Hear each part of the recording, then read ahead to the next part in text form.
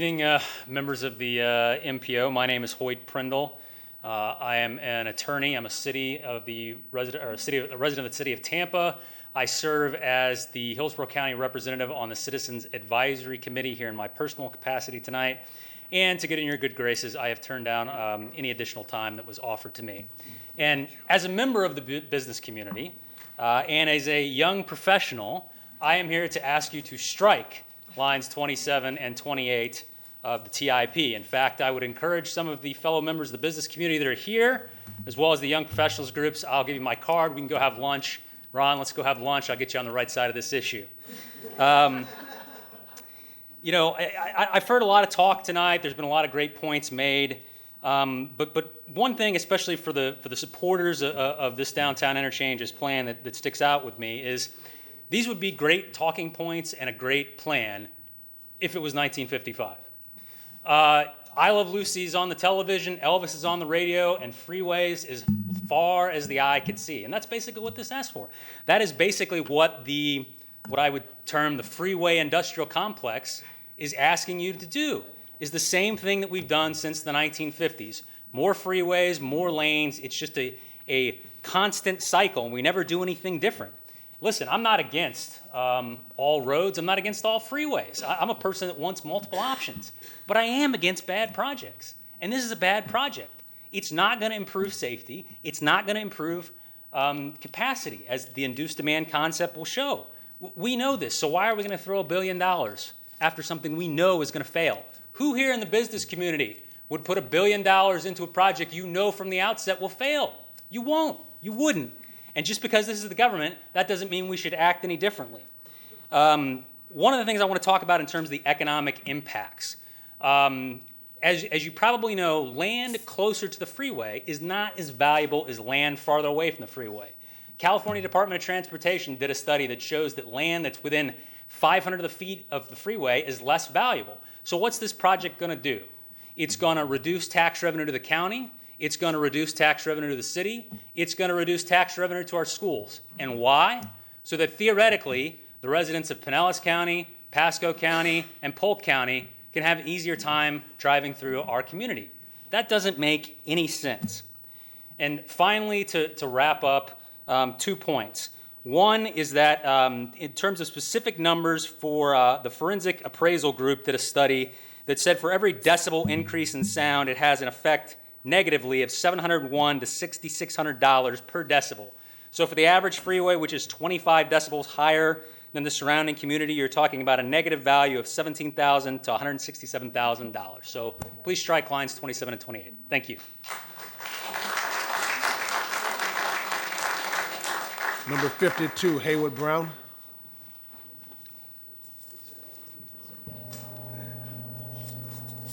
Good late evening, and thank you for staying and listening to us. My name is Haywood Brown. I'm an Associate Dean at the Marsani College of Medicine and the VP for Institutional Equity for the campus. And I'm actually here on behalf of the President and our VP and Associate Dean, Charles Lockwood. And they've asked me to implore you to support a safer traffic configuration for southbound 275 and I-4 connection. It's critical to the growing population of UCF students, as well as faculty and staff who are increasingly frequenting this route, going back and forth between the main campus and downtown. As you all know, the school is embarked on a new medical school that will be built downtown, along with the relationships with TGH. And in January 2020, we'll have opened a downtown campus, a Heart Institute, and there'll be more than 800 students, plus faculty and supporting staff who will be coming back and forth. And so USF and USF Health downtown presence will continue to expand, and we need a desire to have a safer path and a critical path for this traffic. I'm new to the city. It is a challenge. So I hope you will support it. Thank you. State Representative Ventress Driscoll.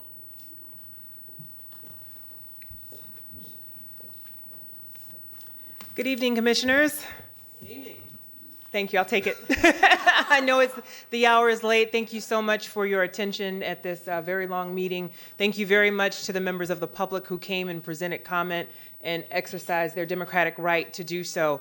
I'm Fentress Driscoll. I represent the folks in District 63, which includes a lot of North Tampa area, so parts of Carrollwood, Lutz, University of South Florida, and Moffett, as well as New Tampa and all of its surrounding communities. And in that capacity, you know, I hear a lot about priorities in our district. The number one thing that people want to talk to me about, if it's not education, because that's always top of mind, it's traffic and congestion and transportation. This is a priority that if you were to choose to vote in favor of this tonight, would greatly impact my district. That corridor is kind of like the spine of my district. I would like to see us use this investment as intended to improve that portion of the interstate. It has great significance to other areas of the district. The other thing that I wanted to mention is that, as I understand it, this $300 million in improvements, if we do not use this here in our community, that's money that would go back into that pot and then be used in another community. Part of my role as a state representative is to go to Tallahassee and fight for my district and to try to bring money and resources back that we can use to invest in our community. And I'm proud to have done that. And part of the appropriations that we were able to bring back will help improve HART and lend itself to some technology improvements and help transit in that way. But I think we have an opportunity here to do something that would significantly enhance the safety of that portion of the interstate. It's greatly important of my district, and so I would encourage you to support it. Thanks so much. State Representative Diane Hart.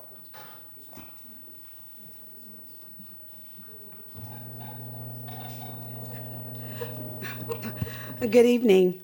I almost feel like I'm back in Tallahassee. I've only been here 6 hours. Can you all let's please go home? Thank you very much. Thank you very much.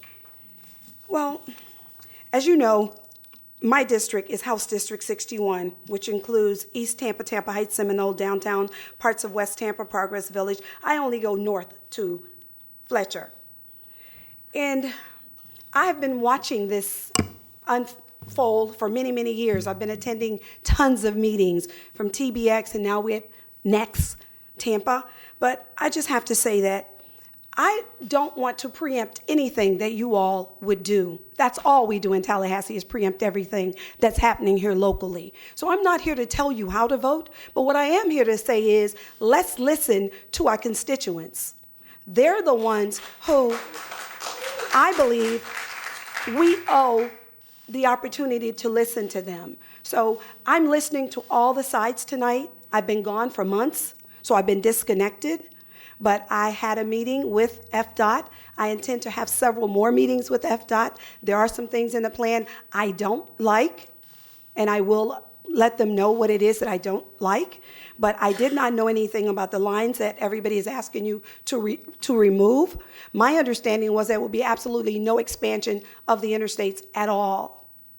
So to hear most of the community stand here and say there will be extensions, it will be widened, that's troubling for me because my understanding is there will be no widening. So I will say to you tonight, I will continue to have those conversations, but I'm not telling you how I believe you should vote. I'm telling you, listen to your constituents, and that's how you should vote. Thank you very much.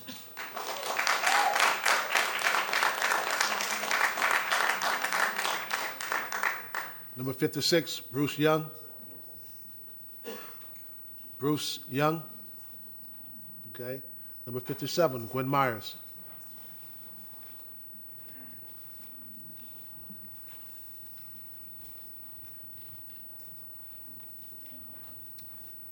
Good evening. I'm Gwen Myers. I'm here for the removal of items 27 and 28. Let's not continue to widen the interstate for more cars to travel on, and we continue to sit in traffic. Let's start talking and investing in depot stops for our future mass transit. Thank you so much.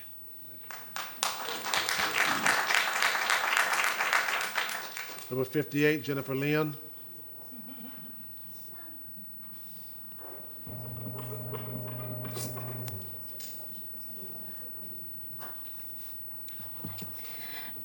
Good evening, MPO board members. My name is Jennifer Leon.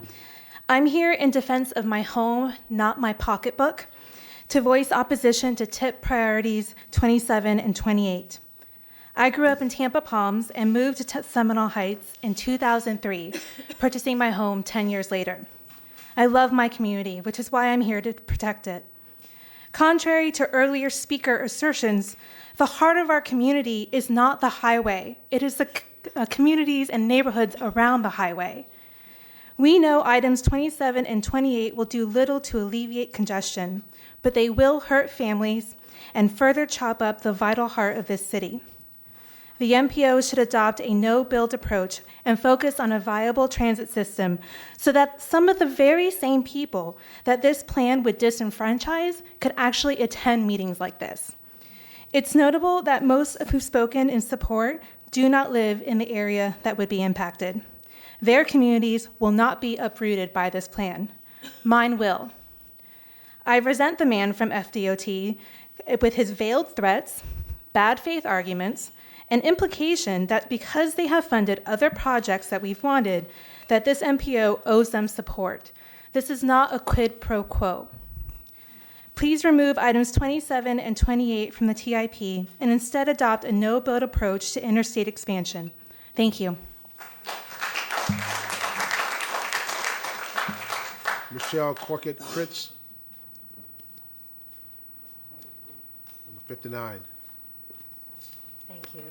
Good evening. It's getting later and later. I work part-time downtown Tampa, and I live in Northeast Seminole Heights, Michelle Colette Cruz. And I find myself on the interstate 4, 5, 6, 7 times a week. I also find myself on a bicycle trying to get downtown, which I won't do anymore unless I'm with a group, because drivers don't seem to respect anyone on a bike that they can run over or run past or run through. I would like to speak against 27 and 28. I find it very hard to believe that we're looking at a transportation program that is from the 50s and 60s. We're expanding an interstate that is going to be just as congested in a few years. It makes more sense to put our money on local roads that need all the help they can get, including Hillsborough, which is next to a nightmare to drive on. We've got a lot of feeder roads that could do better. We could use bike trails. There's a lot of money going around, and what also amazes me is the idea that, well, if we don't take this money, then we're losing out. Someone else will take our money. This is tax dollars. We shouldn't be vying to spend tax dollars if we don't need to spend them, or we could spend them on something more effective. If all the studies show that adding lanes to an interstate are not going to help long run and congestion, then why are we doing it? Thank you. Ashley Dummeldinger. Number 60. Hi, I'm Ashley Dummeldinger, and part of me just wanted to see if you could actually say my name. So I waited all 6 to 60. I got it right? Yeah, you got it right. You nailed it. I'll be pretty short and quick. I've lived in Seminole Heights for over 30 years on Central Avenue and within 100 yards of the Hillsborough Avenue and the interstate intersection. So I've heard it all, experienced many cars wreck off the interstate and all that stuff, but despite that, I really love my neighborhood. I've lived there with the exception of 2 years when I lived in the Netherlands, where there was lots of mass transit and viable biking options. And so I lived my entire life, adult life that is, in the shadows of I-275. I will say that living in the public transportation of the Netherlands was a dream. However, when I decided to move back to the States, there was no other place that I wanted to live. I love Seminole Heights. You should know that I've probably owned about 7 homes in Seminole Heights over time, but I've always lived right there next to that area. In Tampa, I raised my 2 sons in Seminole Heights. I watched my grown sons graduate from college, move away to other cities that had mass transit. Their choice to move away was based on their desire to live without the dependence upon cars. Not because of me, but they just wanted to live without a car. It is my opinion that if you want to attract the young, educated families of this region, you need to focus on mass transit. The last thing they're looking for is more car lanes.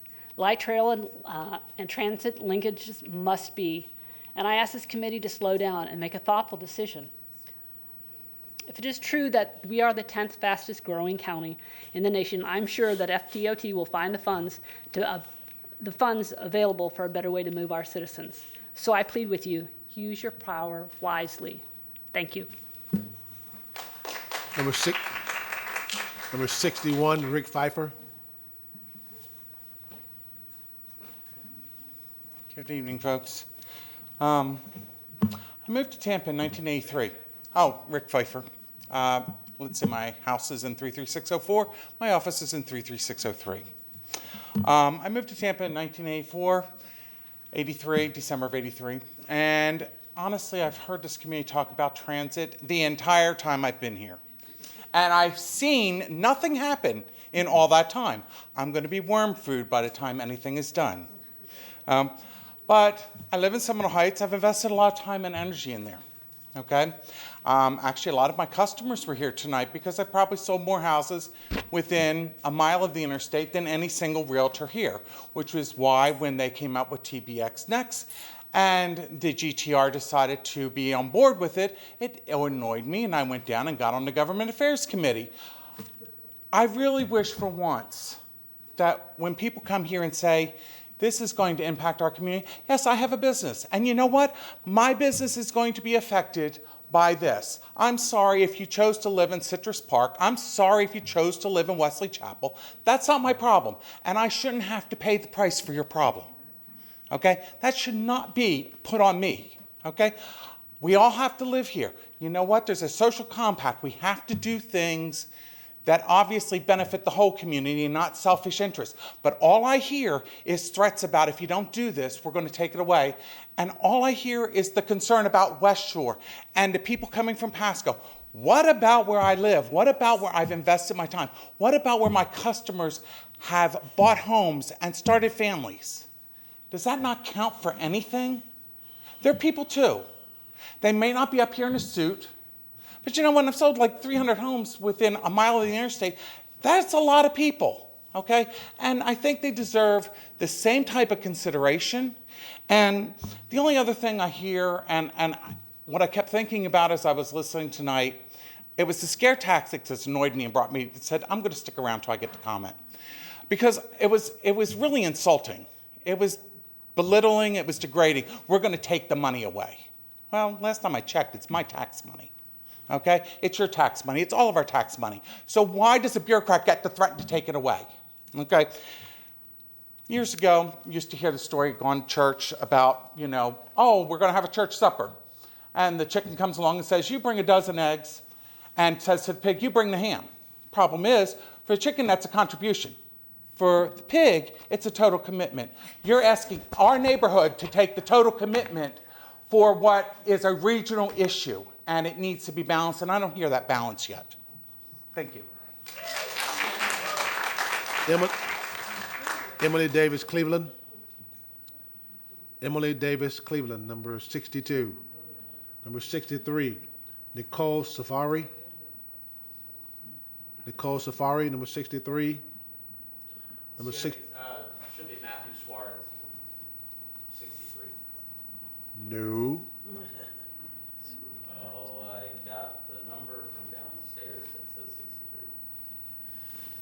Did any of these other people cede their time? That is one of my speakers that decided to donate the time. Nicholas, that's you? Yep. And you're Kristen? Yep. And your name is? Not you, him. Matthew Suarez. Well, okay, your name is not on here, but since they've given the time to you, come on, you have 9 minutes.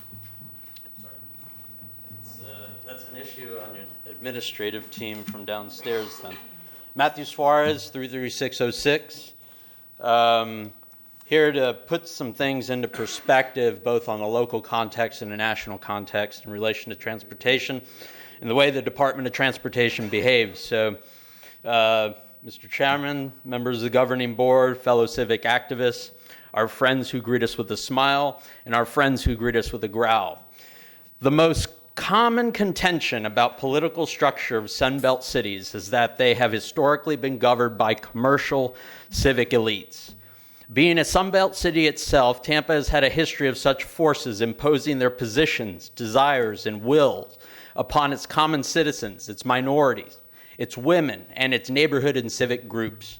Such patterns and practices relating to this behavior have been thoroughly documented by Robert Kirsten in his book Politics and Growth in 20th Century Tampa, and as illustrated by the present debate about transportation that is taking place in our community, an argument can be made that such patterns and practices of behavior are still alive and well in Tampa today. As a joint force, Tampa's commercial civic elites operate as a body corporate and politic. Though some of them operate in the shadows and others in the spotlight, they are a hybrid body who only think their answers are the correct answers when it comes to the current transportation decisions needing to be addressed in our community. There's no better example that showcases this arrogance, this level of contempt, than the interstate expansion fight presently taking place between Tampa's commercial civic elites and its minority population, its neighborhood organizations, its common citizens. The dynamic relating to this fight is not one that is new to history. Rather, it is a carbon copy of a fight the common citizen had with the infamous master builder of public works in the state of New York, a master builder whose power superseded mayors, commissioners, legislators, governors, members of Congress, federal cabinet secretaries, and even U.S. presidents. The name of this master builder, this troll of the Triborough, this arrogant, stubborn, unhearted man was Robert Moses. Moses was the spearhead of his own elite local regiment. He was the curator of yes men.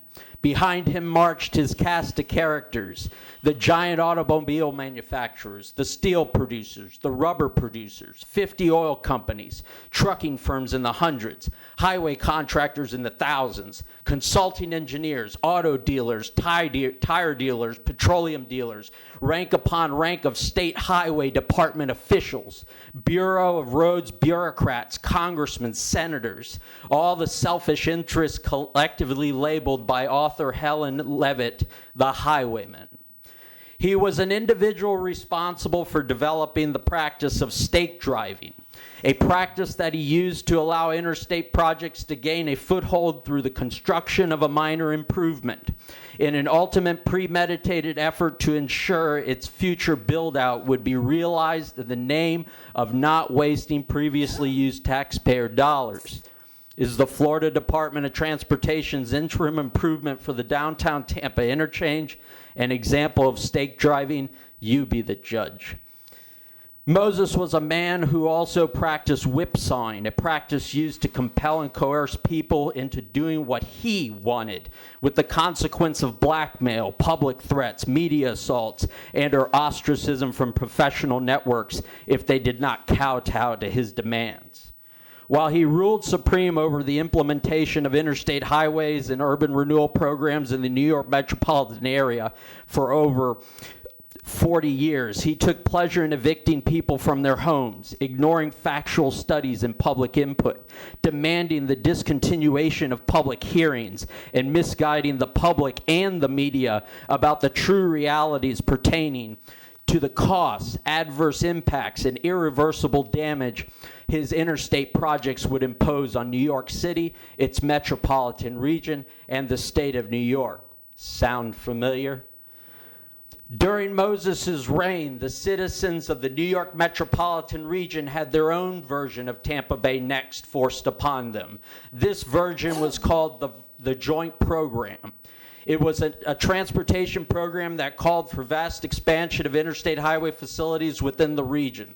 It included the building of 439 miles of highways. It rallied the highwaymen and their minions to dynamite an impartial study that called for subsidies to modernize and expand the New York metropolitan region's subway and commuter rail lines. They did this by spreading myths to the public that such subsidies would not be as efficient, prudent, practical, and businesslike when compared when it compared to continuing to expand the region's interstate highway facilities.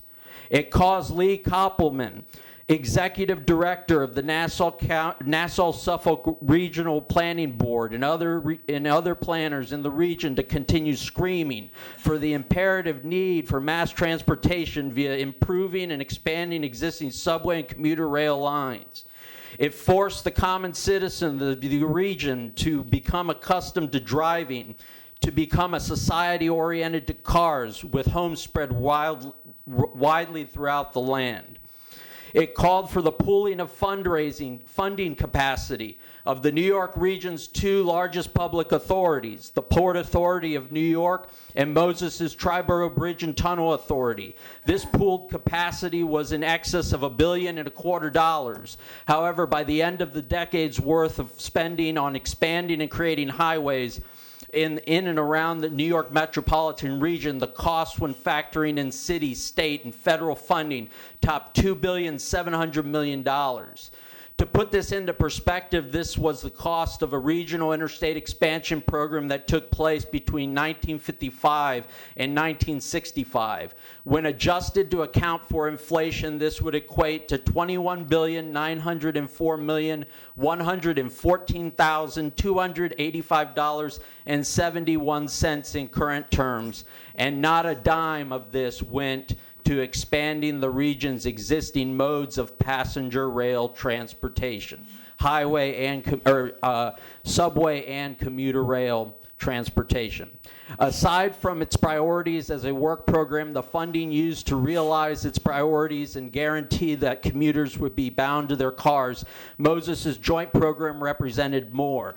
As Robert Caro writes in his book, The Power Broker, Robert Moses in the Fall of New York, it represented profit from bonds, deposits, contracts, properties, toll revenues, premiums, retainers, jobs, pay, bribes, and most importantly, grease. It represented a program that enlisted all the commercial civic elites of the New York metropolitan region, the banks, the contractors, the engineering consulting firms, the venal politicians, the venal or short-sighted public officials who would put profit from public works above the public interest or the public trust. It called for a point of no return.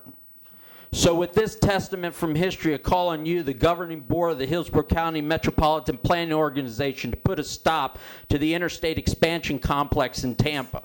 I call on you to prioritize funding for solving our present traffic congestion problems and bottlenecks by assigning it to establish a commuter rail on our county's CSX tracks before allowing it to be used for continued expansion of the local interstate highway facilities. I call on you to put FDOT's present stake driving projects aside and embrace and fully study, as you have gone ahead and approved last month, replacing I-275 and from Bears Avenue to downtown Tampa with an at-grade boulevard that would facilitate community cohesion and truly mitigate the past destruction imposed on Tampa's urban, historic, and minority neighborhoods. This being said, I request you, the governing board, take 2728 out of the tip. Thank you. State Representative Susan Valdez. State Representative Susan Valdez. Rick Holmes, number 65.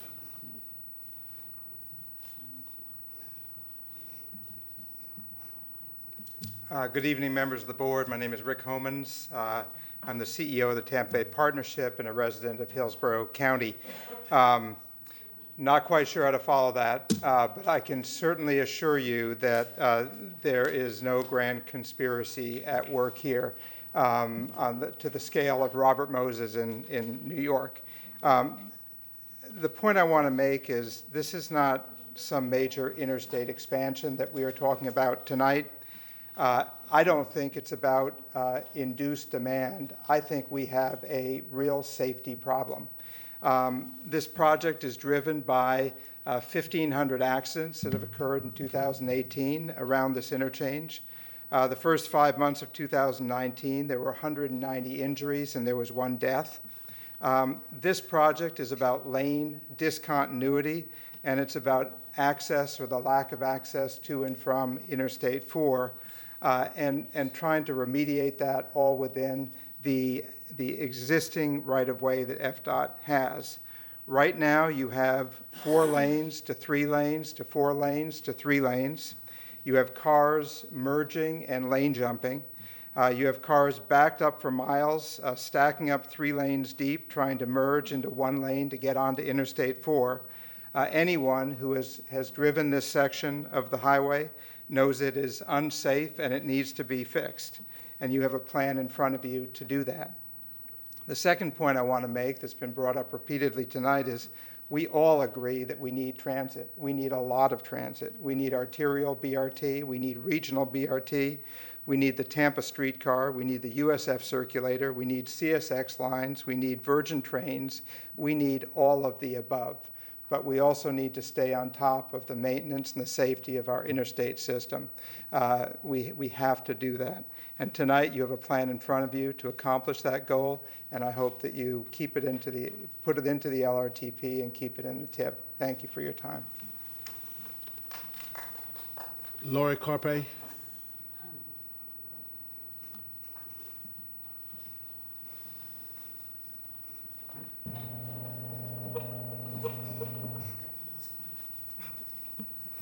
Hi, I'm Lori Carpe. My zip code is 33604.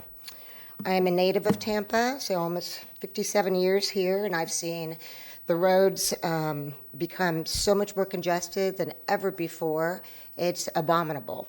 I drive every day from Tampa to Clearwater to work, and so I see a lot of accidents. However, I know from the research I've done, which is out there for everybody, that merely adding on extra lanes is not the solution, because induced demand is real. And I actually pulled some data from the research I did.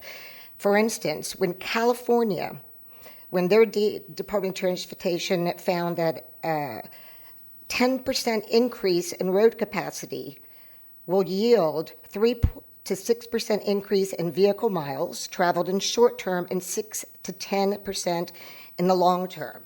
And the same type of statistics were found with the Katy Freeway in Houston.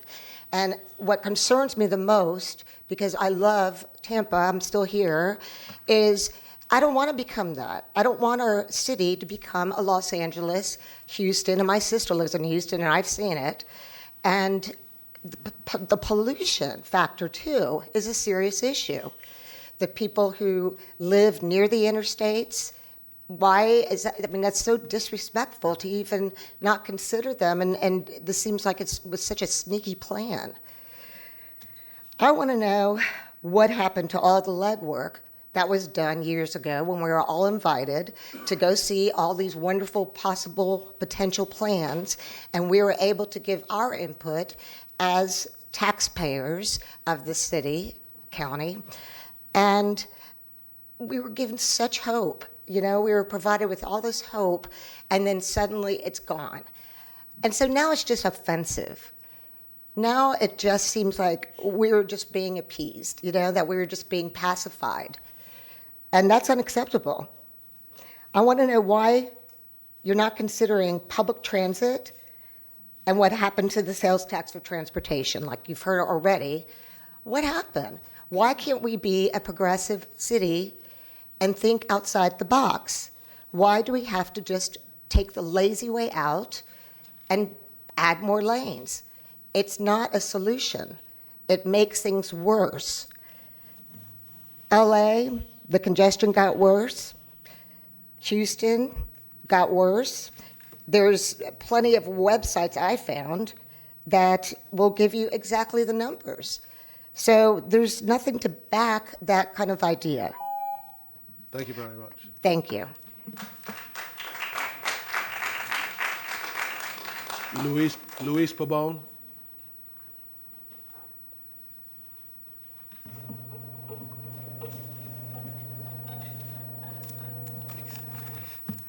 Hello there, Luis Pabon. I'm from the Temple Terrace area, area code 33637. And I am in favor of striking items 27 and 28 from the TIP. I work in West Shore, and I most of the days I take I-275 south to work, and I was here when I-275 was expanded a couple of years ago, and traffic is just as bad as it was. It's still terrifying to drive there. And I mean, going up a couple miles up the highway and expanding it, how is that gonna make a difference? It's just passing the buck. The expansion is only going to make room for a couple hundred more cars, maybe. And I've heard a lot of concern like all this afternoon about the victims of accidents and what will happen to people during evacuations. But okay, we're talking about a situation where we're just increasing the capacity for cars. How is that going to make it less likely for accidents to happen? How is that going to make it easier for people to not get stuck? People are panicking on evacuation, so if you add a couple more cars, it's just going to be more crashes. And I mean, last November, a very comfortable majority of the county voted to improve public transit. So why is this shambling corpse of a bill even being humored over transit? Like, the county agreed to raise taxes, and I haven't been able to vote for very long, but I know that raising taxes is like the hardest thing to do. That's how bad we want it. So please, don't let fear of the DOT taking what is actually our money away lead us to waste everyone's time on just a $300 million feel-good plan. Thank you. Lena Young Green, Rochelle Gross, I'm sorry. Is she here? Okay, we have 3 minutes, Ms. Green. No, Commissioner, she couldn't stick it out. My name is Lena Young Green, and I want to thank you for another opportunity for coming before you and expressing how we feel. This is an ongoing effort. When I spoke before, I said that we had changed our lifestyle in order to accommodate being here and talking to you about transportation. I heard a couple speakers ahead of me talked about the interstate, the downtown area interchange, about how the lanes got wider, and then it got 2 lanes, and then it got 3, and then it go back to 4. Who created this? Who did it? Now we're here now to fix it again. Many years ago, what I heard was we have to do something else about I-4 and 275 to fix it. And then they did something, and then they came back and they said, we got to fix it.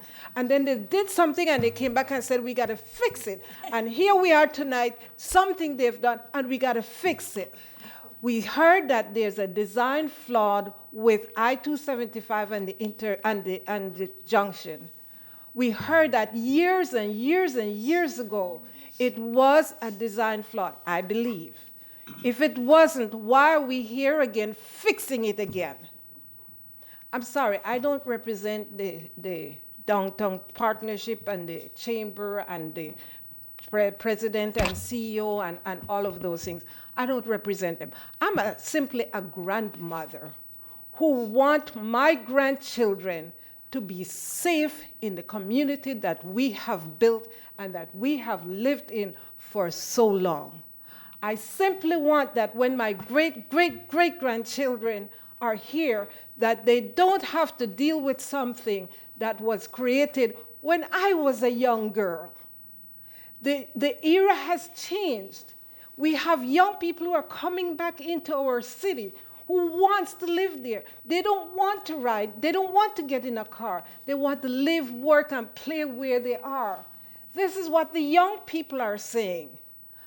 Our generation wanted the big cars. We wanted to be on the road. We wanted to go to suburbia. That was my generation. Well, my generation is dying out now. I need you all to make decisions for my great-great-great-grandchildren. Be visionary and look into the future, and don't continue to put the same plan that I supported back 50 years ago. That doesn't make sense, folks. You're building, you're developing this community, you're developing this world for the young people. Please do not keep on doing the same thing over and over and expect a different result. Please remove those two items.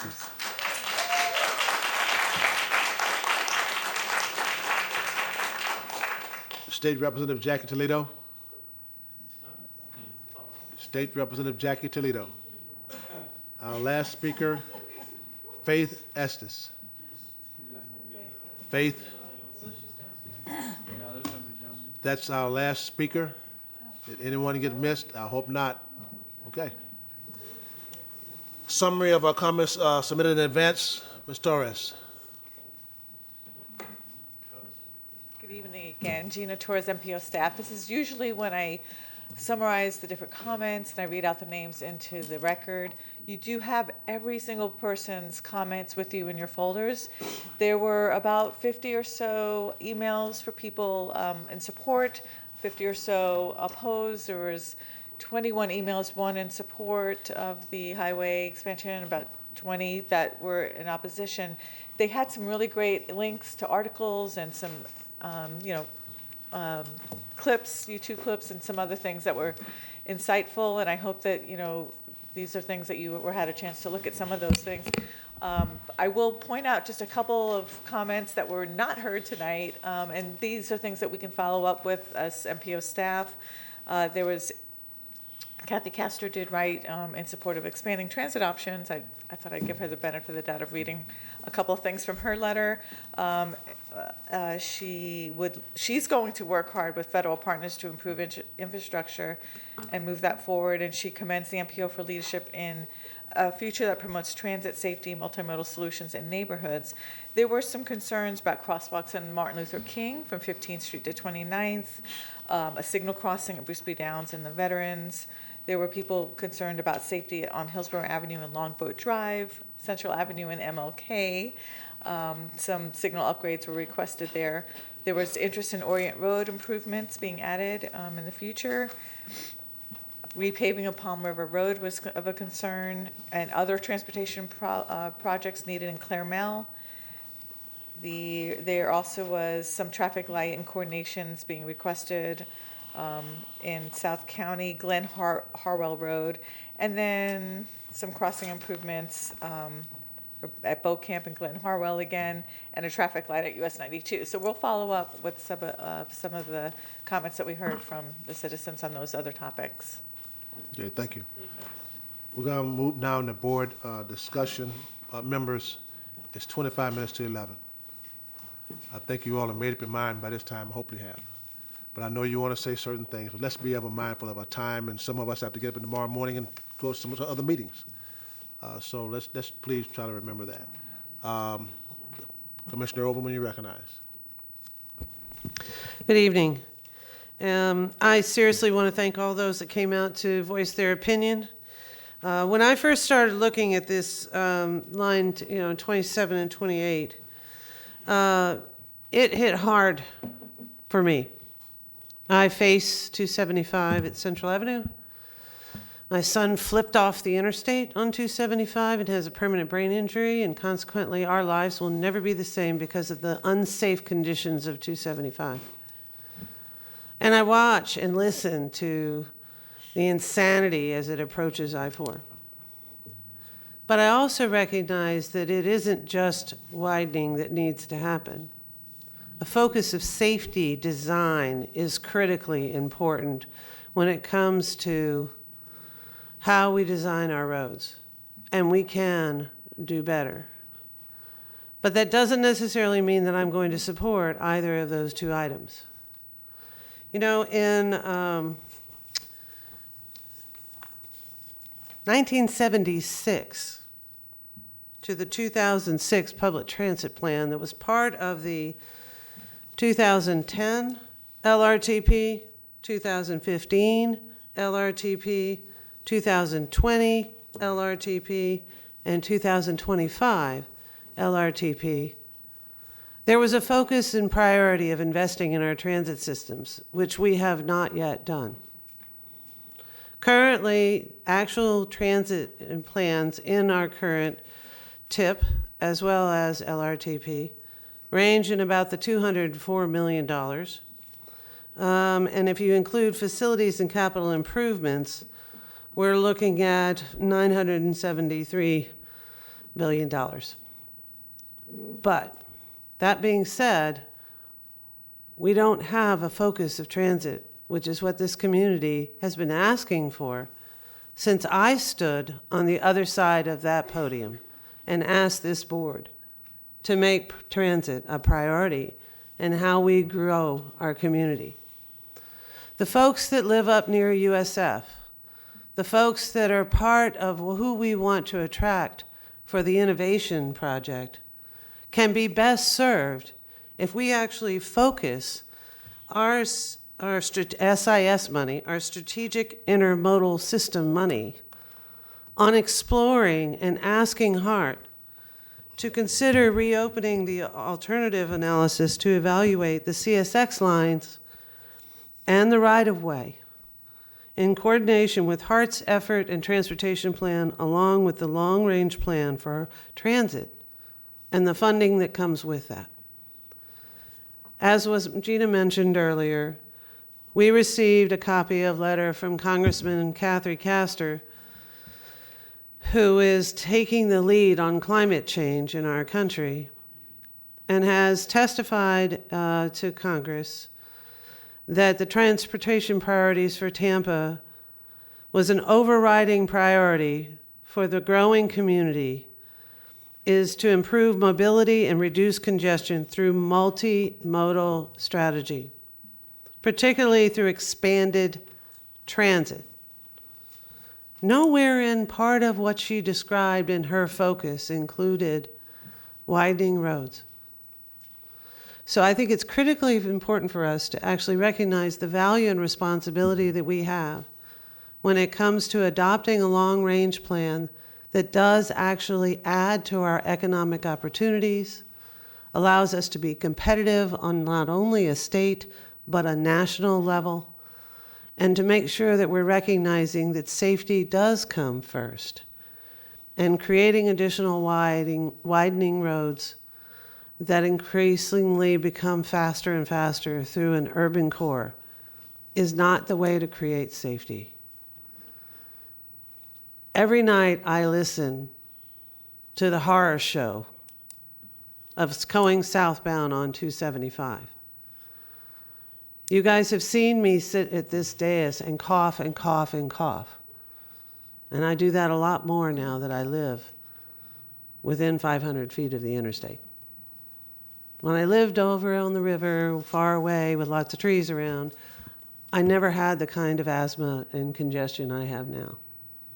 So what you're hearing from people that are talking about the impacts of transportation planning in our community, it's real, folks. It's real. So I ask you to consider what we've heard today. Moving this capacity operations safety number 27 to a study to see, or I'm sorry, 28, a study to see what we could do to improve the safety of the I-4 flyover bridge is worth considering. But adding a lane to get there isn't necessarily the answer. So I ask you to consider that. I am going to follow my constituents, even those that don't live in the center of the city, those that live in Wesley Chapel, those that, or south of Wesley Chapel, those that live in New Tampa. They're looking for alternatives too, to sitting in traffic. I'd much rather have a less incidence of texting while driving because we have an alternative way of getting around. So with that, I ask you to consider what we've heard tonight when it comes to striking those two projects. And it doesn't seem, when I look at the map, that the items that the CAC recommended as far as striking, was it 40 and 44? 40 and 44. 40 and 44 is not unreasonable, because that isn't necessarily going to solve the problems that we have built in South County. Thank you. Commissioner Kemp, you recognized.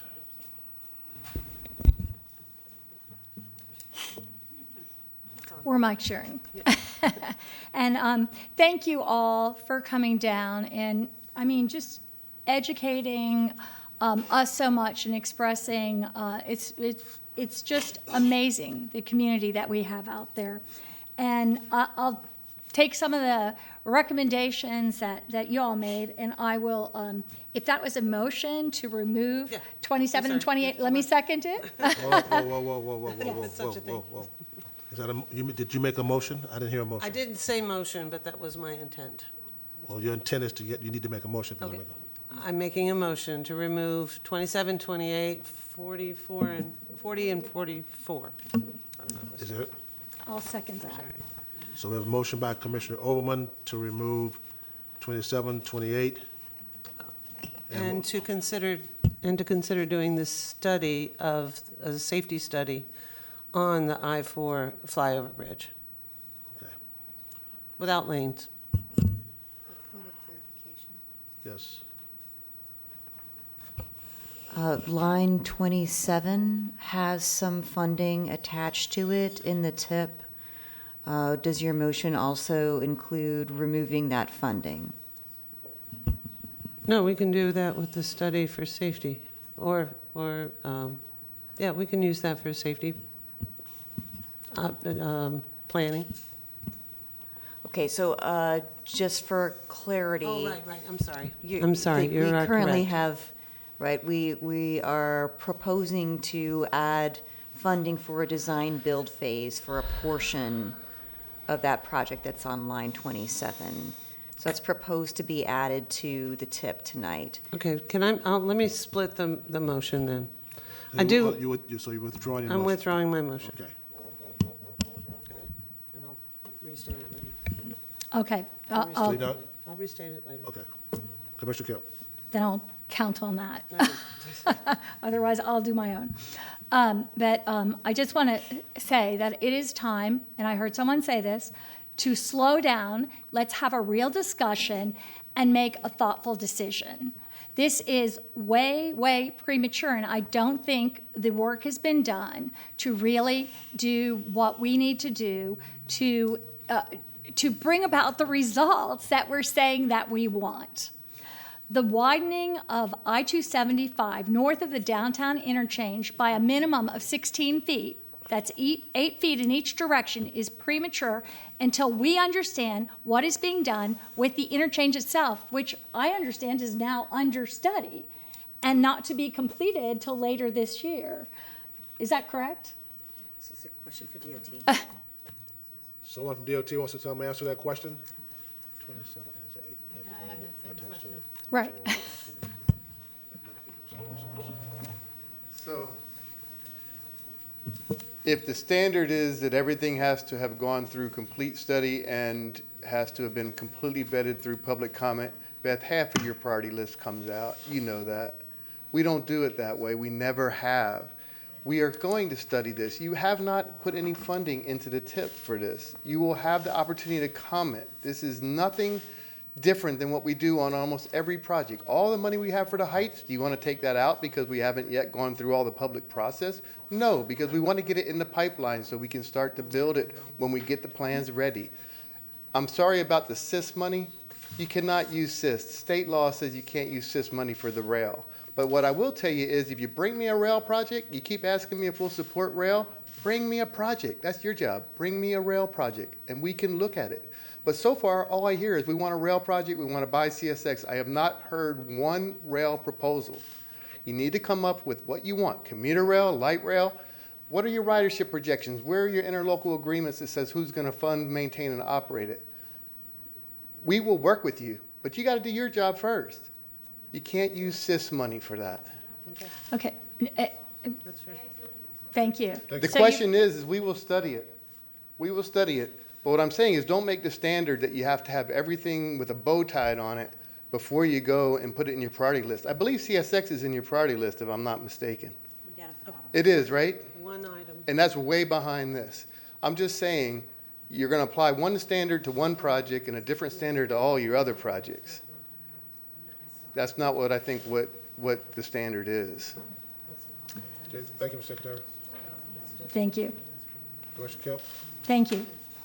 So, as I said, this year, there was tremendous pressure and a huge focus on the West Shore interchange. For most of the year, I was told repeatedly that we would not be making decisions that would impact the downtown interchange this year.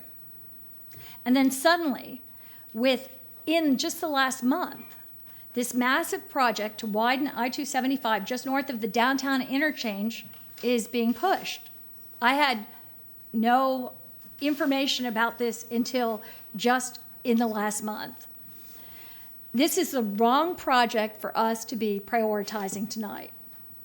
I'm a very strong proponent of dealing, like Commissioner Overman is, with safety at the I-275 exit onto I-4. It creates a backup nearly every day. Both of us, probably more than anybody at this dais and even a lot of people in the audience, use and know that problem very, very well. Well, I use it every day. I'm not saying, but both of us I know do. I use it every day to get here.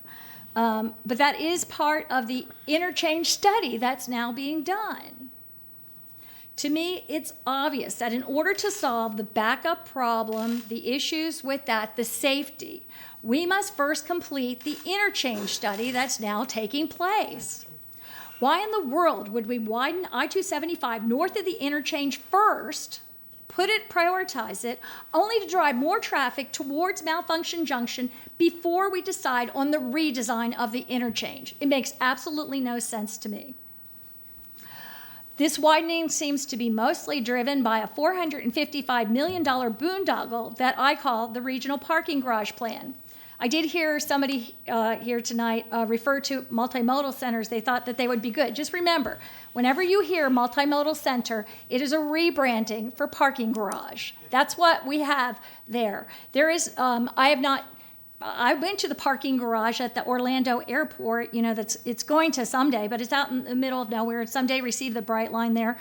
But it's basically a parking garage. That's what we're talking about here. And we have created this, what we've said is a transit project. It's not, it's a regional parking garage plan, $455 million, $430 million going to parking garages. That's why I call it the regional parking garage plan. This widening that we're talking about costs $80 million a mile from what I can see, and likely far more, when we already have the existing roadbed to add another lane in each direction, even if we didn't do anything. So that's out there too, and that hasn't been discussed or clarified at this time.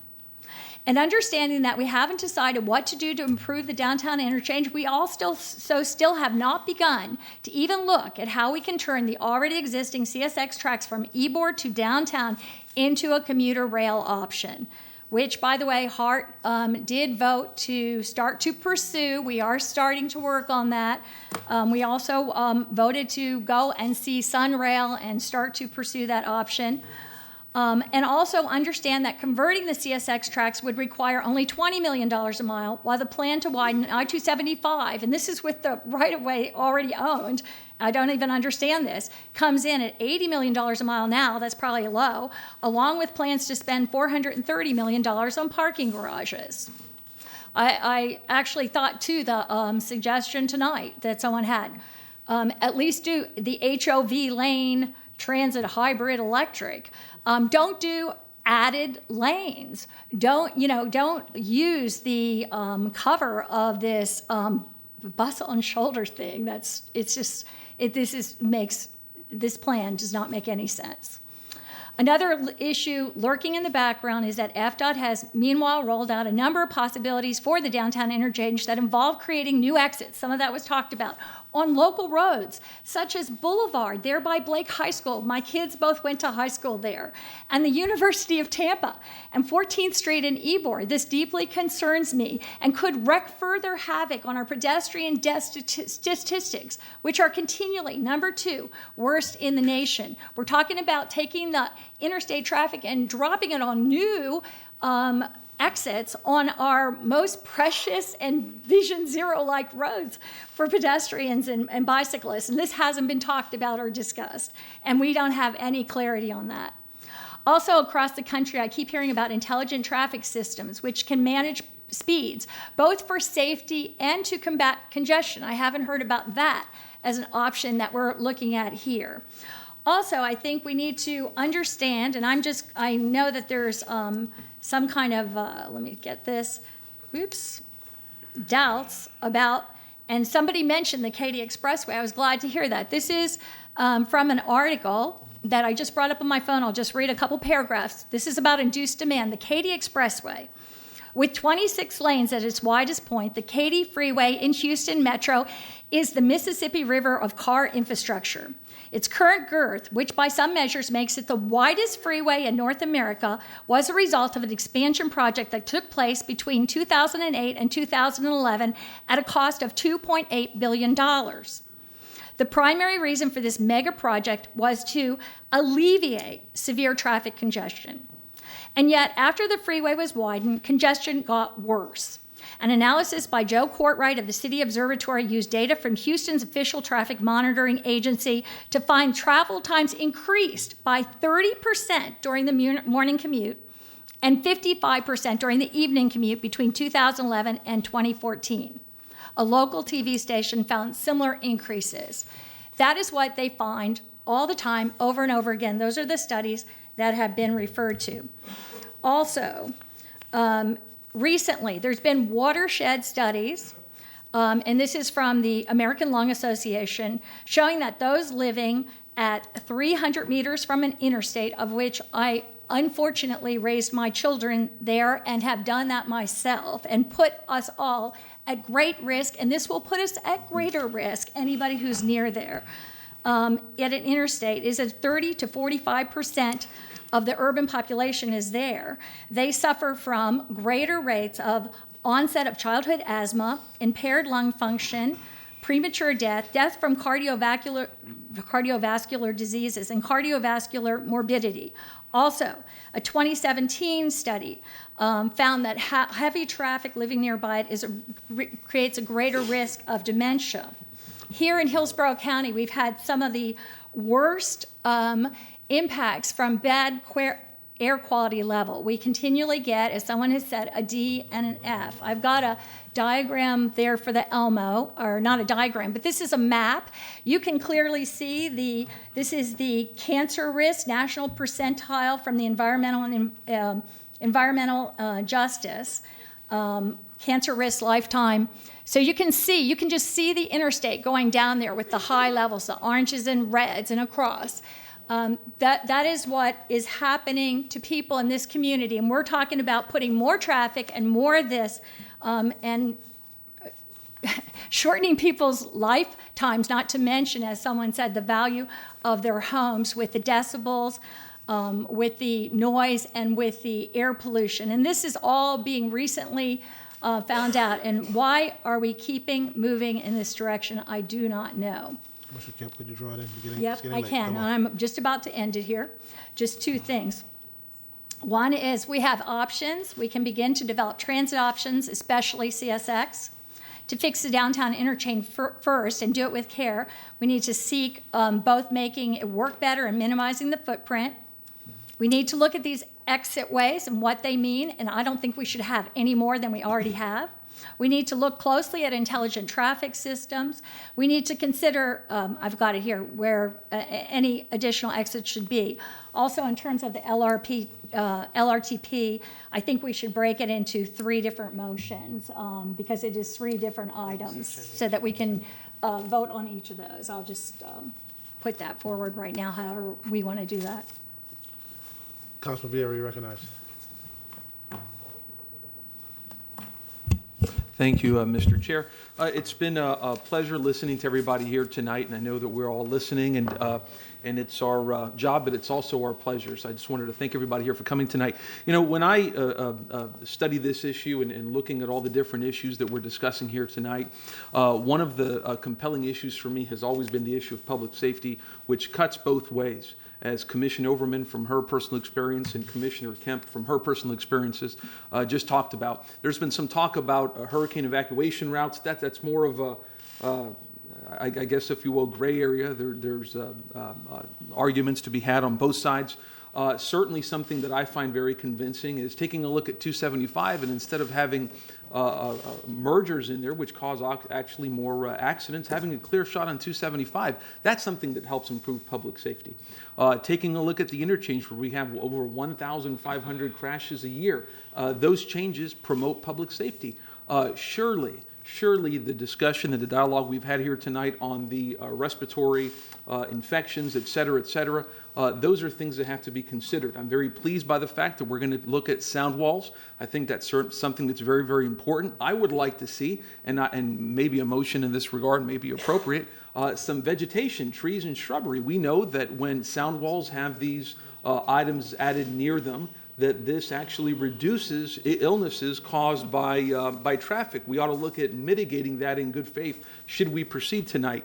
I think that tonight we're being promoted what I must respectfully call false choices on both sides, quite frankly, on both sides, so to speak. And I think that really comes to a failure of dialogue that we've seen. I'm very saddened by the fact that we've seen maybe a year and a half ago, there was good positive effect whenever it came to the dialogue between a lot of communities that are urban core and FDOT. We've seen a breakdown in that dialogue, and that's very, very unfortunate. You know, I come to this debate as somebody who has been a strong supporter of mass transit and very proud of that. In 2016, when I ran for office, I ran on the outrageous idea that we should raise taxes on my constituents to pay for better mass transit. In 2018, I had the opportunity to support that through an initiative that passed. I voted for the BRT study because I think that that idea is certainly one that is very innovative, that deserves not only consideration, but respect through all the community. And that's certainly something that the MPO came together to do. There's a lot of different issues that I think contribute to that breakdown in relations. I think that on the, I guess, if you will, the side that could support the FDOT position, we need to see some new faces. And we've seen some new faces tonight, but I think that when a lot of people in the community see old faces, quote unquote, who supported the old TBX plan, that leads to a lot of bad faith or assumptions in that regard. You know, we talk a lot about here tonight about building roads, building you know, different things. We need to build bridges on this issue. I think that if history has taught us anything in terms of the development and progress that we've seen, we've gone from 2016 to having express toll lanes, 2017 about a 90% reduction, 2018 last year when they were pretty much apparently wiped out. That's come through dialogue. We need to continue to have engagement and dialogue, and that's what I support here tonight. Ultimately, whenever I look at this plan, it does, I stipulate to this, include more challenges than it really does accomplishments. It does. But I can't ignore the accomplishments. I cannot set those accomplishments aside. I have a very strong record in favor of mass transit, including paying for it.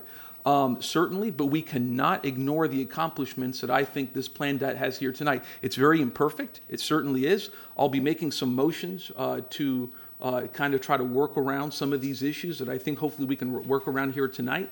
But those are just my thoughts on it. So thank you. Thank you, Mr. Chair. Okay, I see no one else, so what action are we about to take here? Are we taking any action at all? Chairman.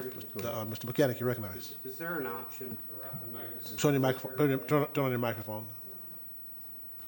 Very late in the evening, I'm just wondering if there's an option for us to vote on this next month after. I personally, I was very surprised that the DOT said that they were pulling the downtown interchange out of the TIP, which I thought, even though I know they are not totally physically related, it was all part of the SEIS and that it was going forward. Is there an option for us to vote on this next month so we could get more information? I just asked Ms. Alden, you want to express comment on this, ma'am? We are under a deadline to finalize the TIP so that the funds that are in it can be programmed and can move forward. So that deadline is before our next regularly scheduled board meeting. We would need to schedule an additional board meeting between now and July 15th. Mr. Mechanic, you have the floor still. Mr. Kemp, you recognized.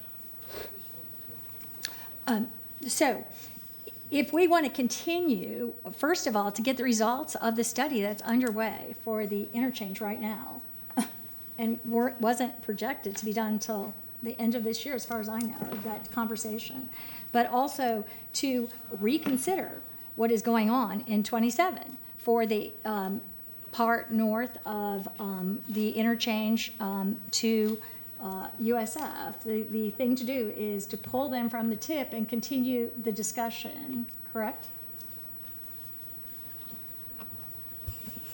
So that would be a motion that you could make to remove lines 27 and 28 from the tip. And I would ask that you also clarify that that also includes any funding that's associated with that in the tip. Okay, I will do that. I will make a motion. I'll move to remove 27 and 28 from the tip and any funding associated with that part. And I don't understand why that part was funded ahead of some other priorities, but with that said, that's my motion. Is there a second? Is there a second? Second. Second by Councilman Maniscalco. And you want to repeat your motion, please? Yes, to remove lines 27 and 28 from the tip, along with associated funding on those lines. Okay. We have a motion by Commissioner Kemp, second by Councilman Maniscalco, to remove 27 and 28 from the tip. Is there any further discussion? Commissioner Overman, you recognize. I never like letting money go. Pardon? I said I never like letting money go. So my question is, not as an amendment, but it's a question. Is it possible to strike 27 and keep the funding in 28 to study the possibility of improving the interchange? For safety only, not widening that is implied in 27, but to do safety improvements to the downtown interchange. We can make a request for what those dollars might be used for. Because that but was that's how it not- was described. That's not our as discretion. safety, yeah. Is a safety and operations improvement rather than capacity. Mr. So, Secretary, you want to comment on that? Yeah, so we received SIS funds for the project, which is shown in 27. If you remove that from the tip, we do no longer have planning consistency. We can't receive Federal Highway Administration approval of our PD&E. Pull that microphone up a little bit, sir. yeah, we can't hear you. Okay, so is that better?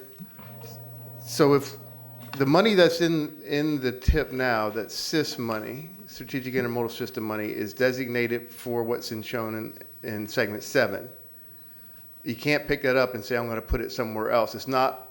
What happens is that money is programmed out of Tallahassee, and they program it based on more or less the applications we send in. It's a competition. If we do not have it in the tip, what happens is I got to go back and say we no longer have planning consistency. We can't get the PD&E approved, and so we lose $80 million. 80? That's what we have programmed in 23. Now, you can use your SU money to do the study on the downtown interchange if you want. That's your money. You can do that. You can't use the SIS money for that. Okay, thank you, sir. Mr. Chairman, Hold on. I have a question here for clarification. Okay. You have your question, ma'am? No, he answered. Mayor Lott, go ahead. Okay. Secretary Quinn, so tonight, if we approved, okay, the tip amendments as they're presented, okay, there's still other steps down the road. Correct. Okay, to where this could be removed. Can we go through all the steps that we'd have to go through from, if this was approved tonight, what other steps do we have before this would ever become a finally approved to make it a reality? Okay, so you have two items. You have the segment 7. All right, we're still finalizing the PD&E. And every year you come back and you look at the tip. If you decided to not approve it next year, you could pull it at that time. As far as the priority list that we're asking for segment for the downtown interchange, you're not putting any funding on that. You're just putting into the priority list so we can start to get it in the pipeline, but you don't have to put money in the tip for that. Next year, if you say, you know what, we don't like the results of this study, we don't think it's something that we want, you don't fund it. I mean, that's. So all we're doing then is we're giving you the ability to find funding for that project. But then next year, when we come back here again, if the study comes out that we don't like or whatever, we could kill it at any point in time. Correct. So there's still several more public hearings we have before this would ever be completely approved. Is that correct? Correct, and that's true of most of your projects that are in your Almost every priority project list. we have on our tip and On your long-range priority plan. list, Right. correct. Okay. It's no different. So we're not approving anything tonight that is finalized, it's a done deal, or is going to happen. We're No. just putting it in the channel to where we have the opportunity to study it more and to move it to the next stage, which would be later on down the road. Is that correct? That is correct. Okay. So, Mr. Chairman, okay, I want to make a motion. Yep, substitute motion. Substitute motion. Oh, God. He's very good at Robert's rules, sir. Just say, I'm making a substitute motion. I'd like to make a substitute motion then, okay? And I say this real quick, I just want to preface it real quick. I thought tonight's public hearing was fantastic, okay? There were some of you that came late, and I was glad to see you come late, because it's almost like we're getting to know each other, even though we don't know each other. But I love hearing all the work and effort that you put into the public hearing that you presented every time we do this. So I applaud you and all the hard work you put into it. I think all of us support, and we recognize we have a crisis in transportation in our county. Not just our county, but the whole Tampa Bay area. I think we all support, and I've been on this board for 15 years. I've served on multiple committees for raising taxes for transportation, rail, mass transit, and so forth, okay? And it gets to the point where we're going to make a final decision, then for some reason, it doesn't move forward. I was thrilled whenever we had this last measure go forward and the citizens approved the referendum and they had a chance to vote on it. And I thought it gave us a direction that this county wants to see a complete transportation system. So I believe we support all that. But also recognize that there are buckets of dollars that we can use for this project, that project, and other projects, okay? And we can't start moving those dollars from one project to another project, from SIS to rail or light rail or high speed, or we want. I want it all, okay? I believe we deserve it all, and I think all of us would support it. So I believe these plans are forthcoming because finally we have funding to make a lot of our ideas, hopes, and dreams a reality, okay? But tonight, okay, I believe that it would be the best interest for us to move this forward, okay, until we find out the other information, Commissioner Kemp, like you said, that the rest of the study and so forth, okay, so that we can make a final decision down the road. My fear is if we pull this off tonight, it's over. So even if we have a study down the road and it comes back and says, yeah, this is a great idea, we got to start all over again trying to find the dollars again and to compete for the dollars to get Tallahassee to appropriate this funds to this particular project. So my motion, okay, is to, excuse me. Let me I'd run like this to meeting, amend the okay? motion. Hold on. Another outburst, I'm gonna clear the room. The motion, I'm gonna tell him what he needs to do. It's a substitute motion. My substitute motion is for us to approve the TIP amendment as presented this evening, okay, with no changes. Is there a second? There's a substitute motion by Mayor Lott, second by Commissioner Merman. Mr. Mechanic, you recognize. I just want to say I don't think anybody would question that I'm a transit advocate. I've served on the HART board at various times for over 16 years. And if I thought $1 of the money for this project was being taken from transit, I wouldn't support it. I agree. But given the way that Mayor Lott framed the motion, the fact that it's not a final decision, I would just like to articulate the fact that I will support that motion. Commissioner Smith, you recognize. Thank you. Can you amend a substitute motion? Yes, you can. Because I'm not eating into what you're trying to do, really, because I kind of see where this is going. But I do have serious concerns about projects 40 and 44 that our MPO Citizens Advisory Committee also advised taking out of the TIP. And so, and I have presentations, not yet. Well, it doesn't matter, but I would like to speak to them. So what I'd like to do is amend your motion to remove 40 and 44 for consideration after, and then we could discuss those. So approve the TIP without 40 and 44 and consider those after the fact. Okay, we have amendment to the substitute motion by Commissioner Smith. Is there a second? Is there a second to the amendment? Second. Second by Commissioner Kemp. Are you done? Yeah. Okay. I'm We just have an- asking to consider them afterwards. Okay, we have an amendment to the substitute motion to remove number 40, what was it? 40 and 44. 40 and 44. Yeah, should I, maybe I should explain these, yeah. If I could. Go ahead. Yeah, you could put that up on the Elmo, and I'll just show you what I'm trying to do. If you all would pass those that way and pass these this way. You can also see on the Elmo, oh, yeah, there we go. As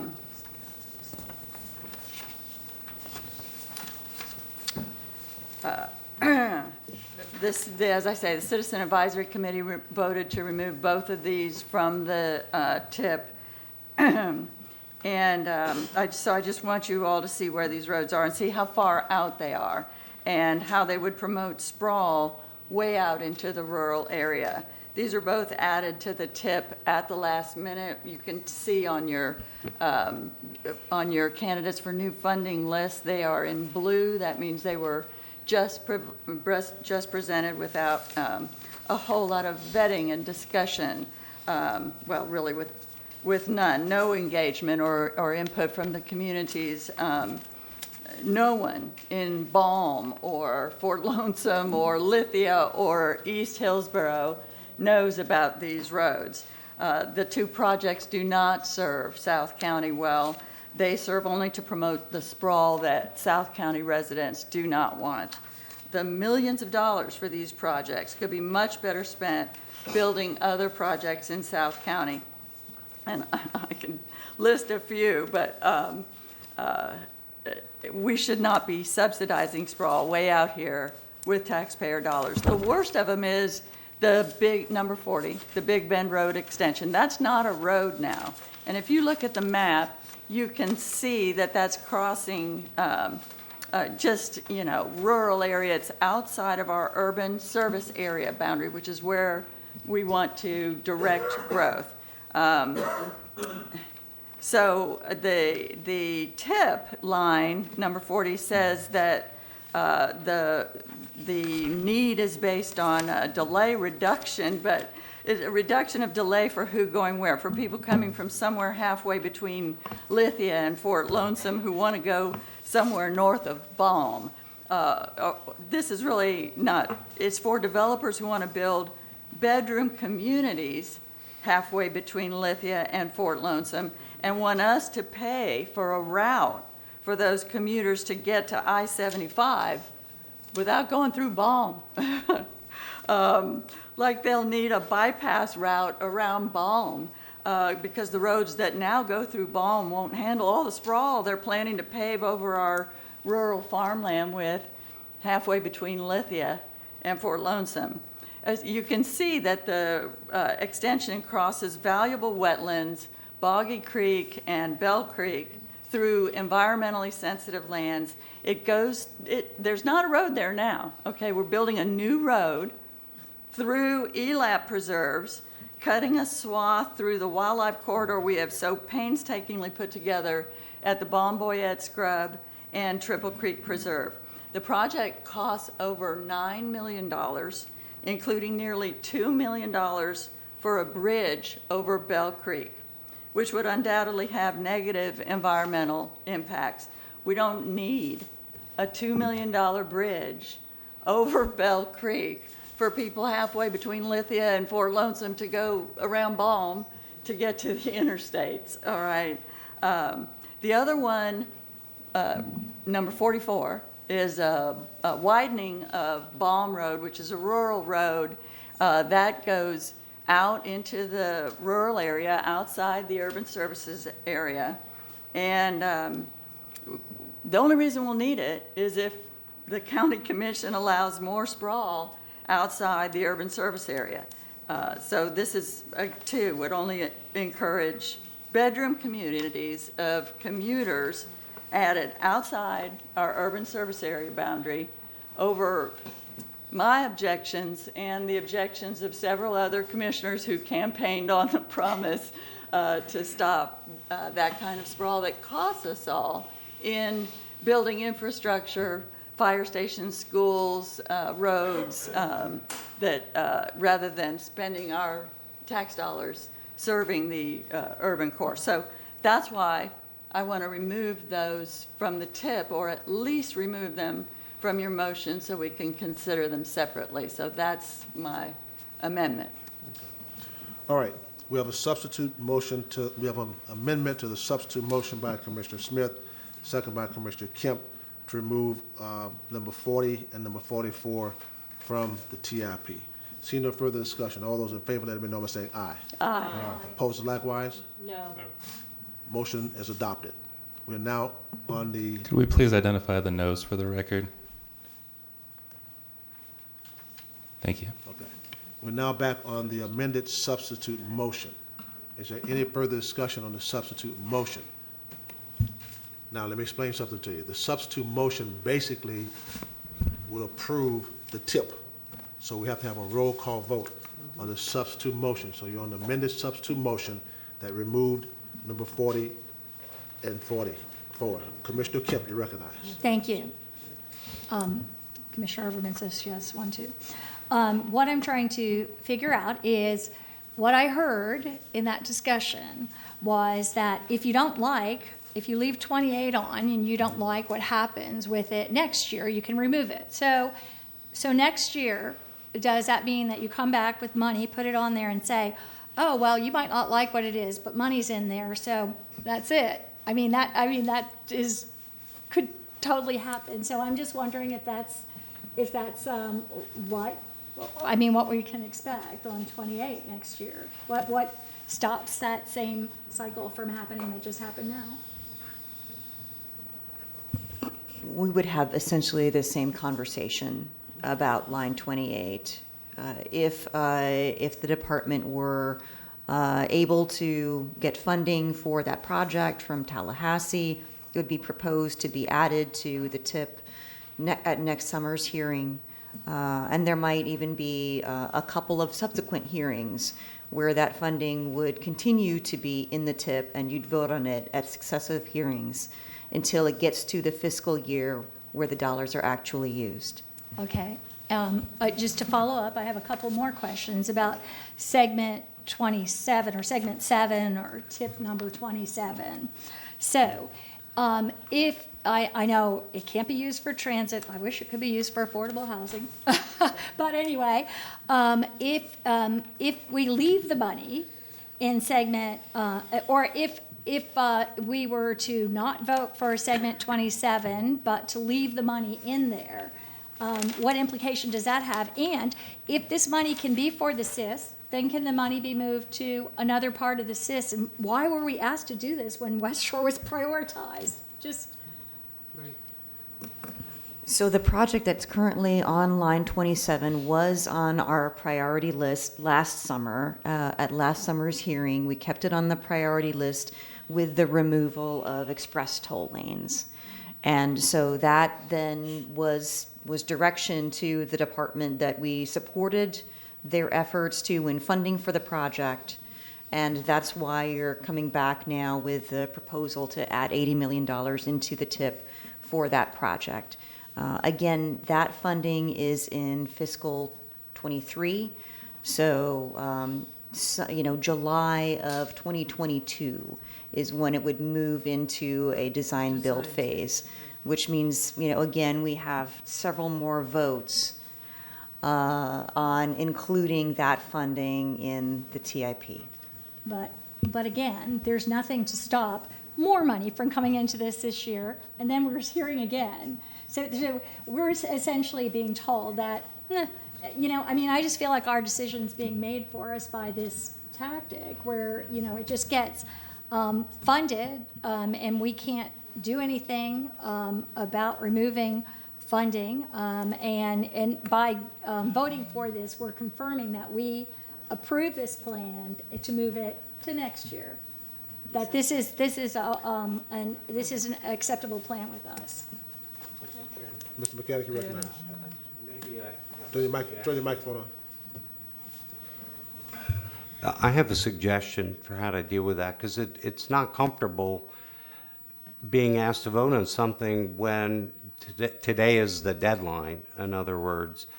So perhaps the projects that we've articulated a concern about tonight could be discussed at the May meeting before the June meeting next year, or any others that board members may want to bring up because they have a particular concern. So we're not having to make the final decision the same night that we hear 5 hours worth of testimony. We can at least be thinking about the pros and cons of those projects at the May meeting, not wait till the June meeting.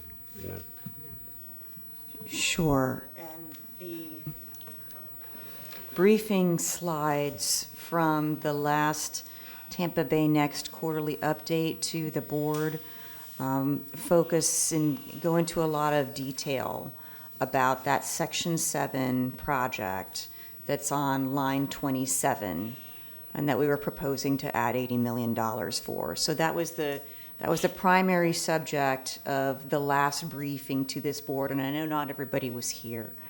But we went ahead and put those presentation slides into your agenda packet for reference. Now, the project that is on line 28, that is a new concept from our point of view. And so we've heard the secretary say that pieces of that have been presented as elements of the different alternatives for the downtown interchange. But that is the way that they've been put together here of, a safety improvement here and a little bit of ramp there. That is something new. Mr. Oldman, you recognize. Okay, I finally figured out how to actually ask the question I was going to start with. It's my understanding that $61 million of this $80 million we're talking about is federal funds. About 19 of it is state funds. And it's in concert with the monies that we have budgeted for the West Shore Exchange. So the $335 whatever million, a bulk of that is actually project number 29, which is the State Road 60 West Shore Exchange. So the $223 million of that project is actually the West Shore Exchange and not this project. This project does have $80 million in it, and while I am challenged at indicating any interest in adding a lane to 275 with project number 27, I do think it's important that we have the resources to be able to look at what best way we can create safety. So my question in your motion, is it possible to add a concession that says our priority is actually improving safety and operational and safety in both of those projects, rather than the requirement that suggests required hardening of shoulder and general purpose lanes? Is it impossible to make a concession on item 27 that suggests safety is our priority and not necessarily the solution of adding a lane? I'm seeing a head shaking no from the secretary. No?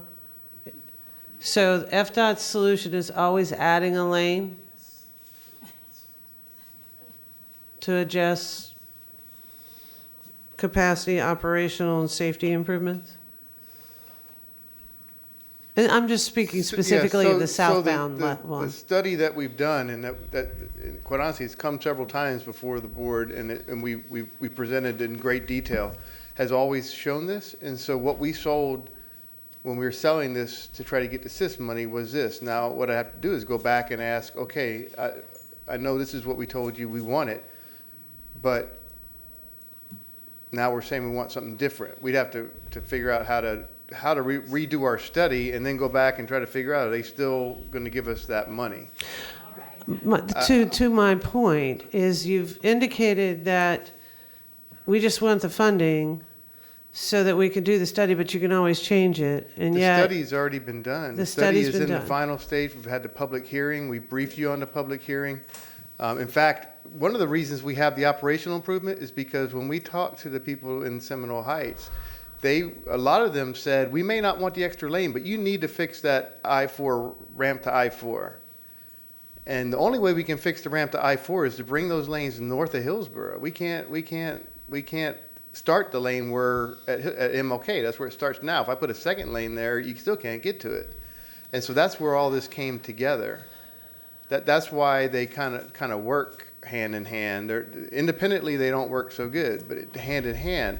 Now, the segment 7 would provide, before you get the second lane to I-4, would give you access to that lane back all the way north of Hillsborough. So you wouldn't have to come down like the gentleman from Seminole Heights said earlier. You jump in the lane and then you get to MLK and you want to get over to I-4. All of a sudden you realize, how do I get over there? I got to stop in the other lane so that somebody lets me in to move over. And so that's where they fit together. But no, we can't go back. We'd have to, we've done the public hearing. This is, that's why we come to you with our briefings as often as we can to make sure you know where we're going before we go to public hearing and complete the document. Secretary Gwynn, I totally appreciate what you're trying to accomplish, and I recognize you've been listening to the community and are wanting to find a solution. But that public hearing is not the case for item 28. It is the case for 27, I assume. But there would eventually be a public hearing on 28. But there isn't yet. No, there isn't, but there isn't a public hearing on almost any of your priority projects that are in your priority list. You'd have to take out almost all your projects if that was the litmus test. That's not the way we program projects. We never have. Okay, so there is or is not a way to add a concession to item 27 or 28 to the motion that was made regarding safety and operations as opposed to adding a lane? I think you can do things with 28 that you can't do with 27, because 27 is where we have already the dedicated funding, the SIS funding, and we've gone to public hearing and we're in the process of finalizing the document. On 28, I mean, we're just trying to get to the point where we can define the specific elements of the project. Okay. But that's when you put those in the priority list so that you can start to do that, so that you can start to apply funds to the study, so you can put funding on it.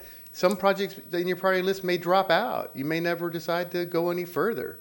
I mean, CSX, good example. You have a piece of that in your priority list.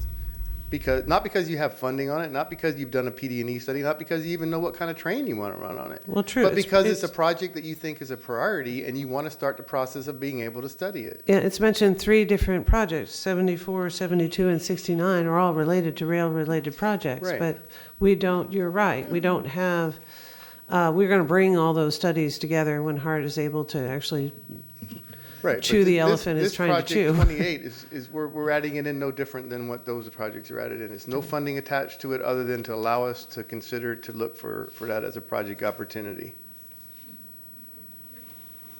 Okay. Okay. We have an amended substitute motion by Mayor Lott, seconded by Commissioner Merman. Seeing no further discussion, please call the roll.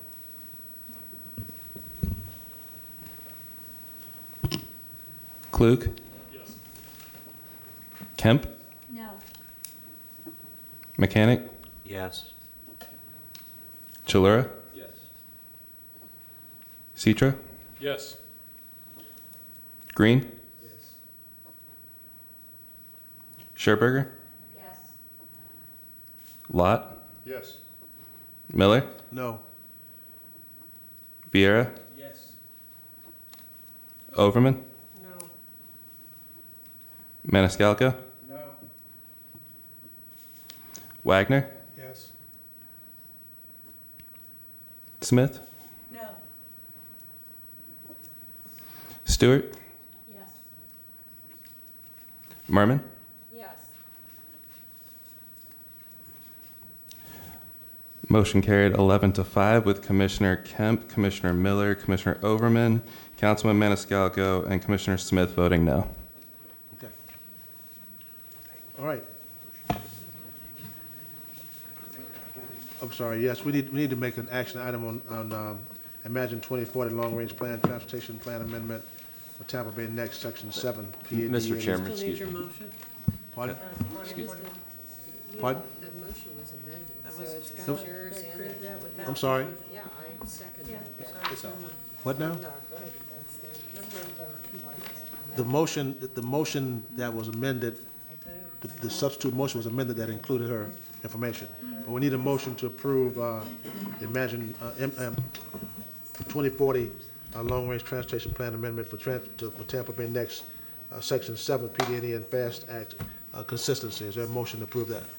Point of order, I just had asked that it be broken into 3 different parts, because there's 3 different things we're voting for on that. One is to make it consistent with the FAST Act.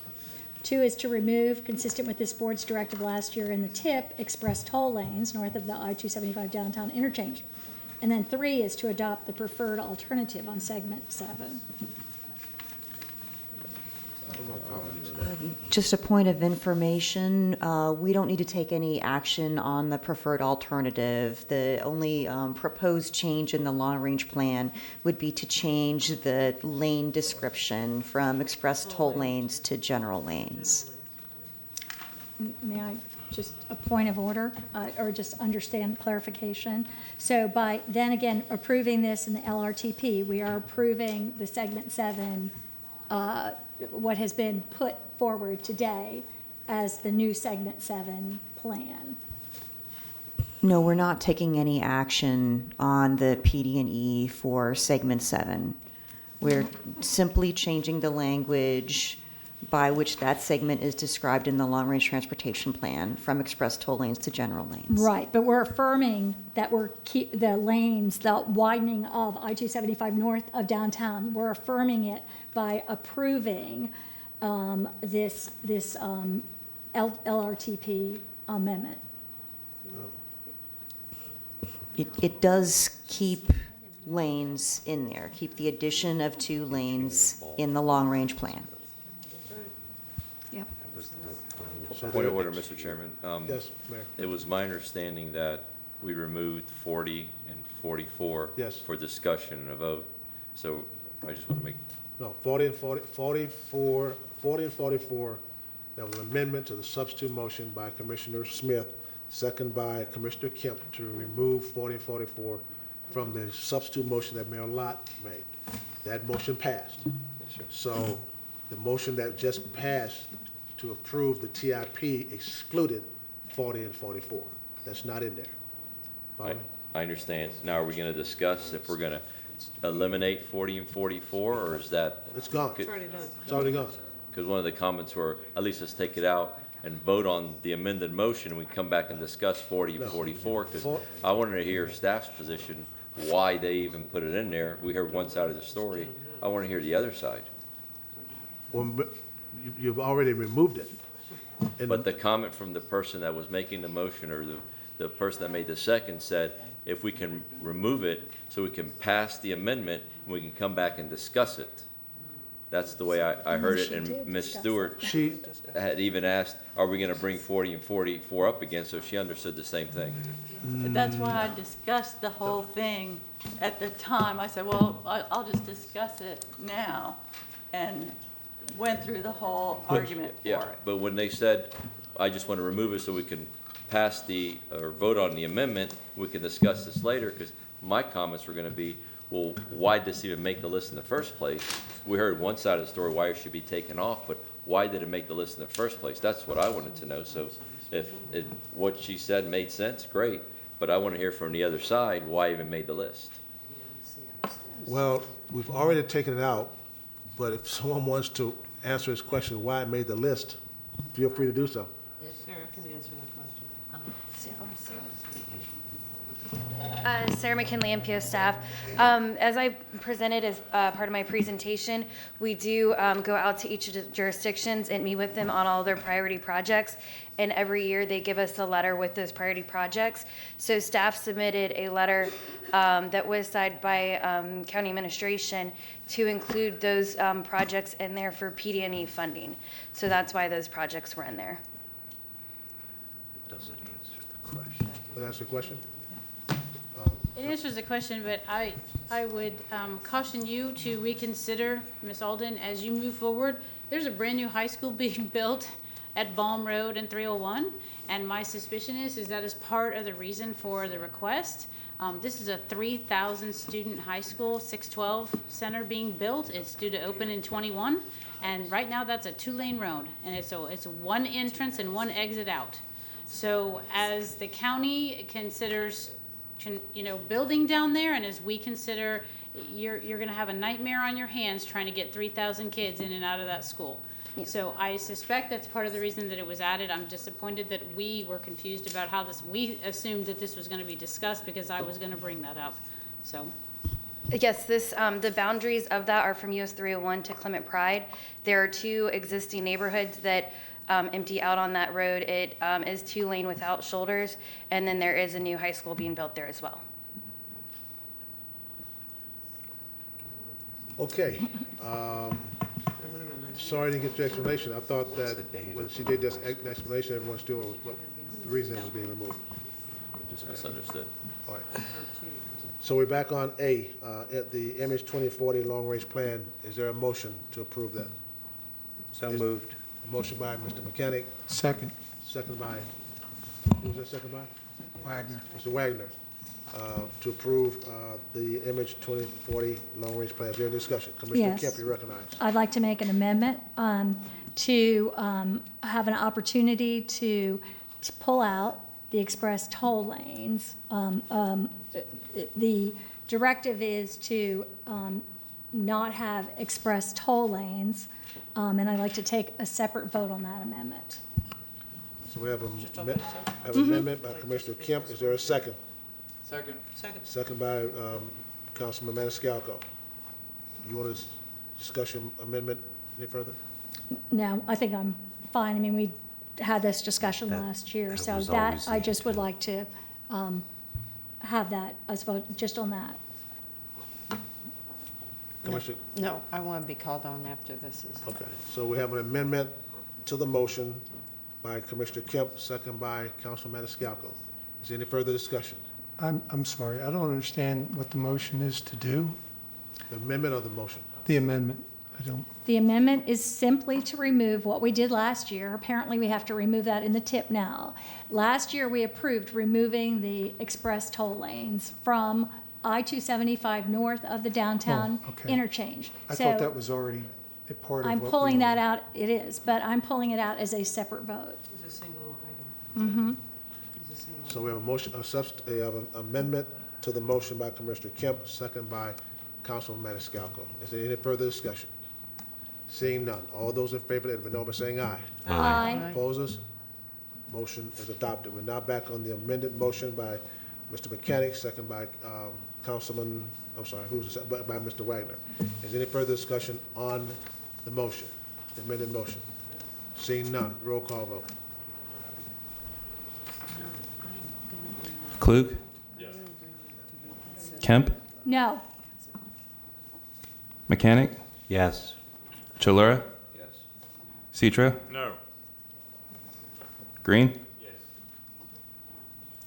Scherberger? Yes. Lott? Yes. Miller? No. Vieira? Yes. Overman? No. Maniscalco? No. Wagner? Yes. Smith? No. Stewart? Yes. Merman? Yes.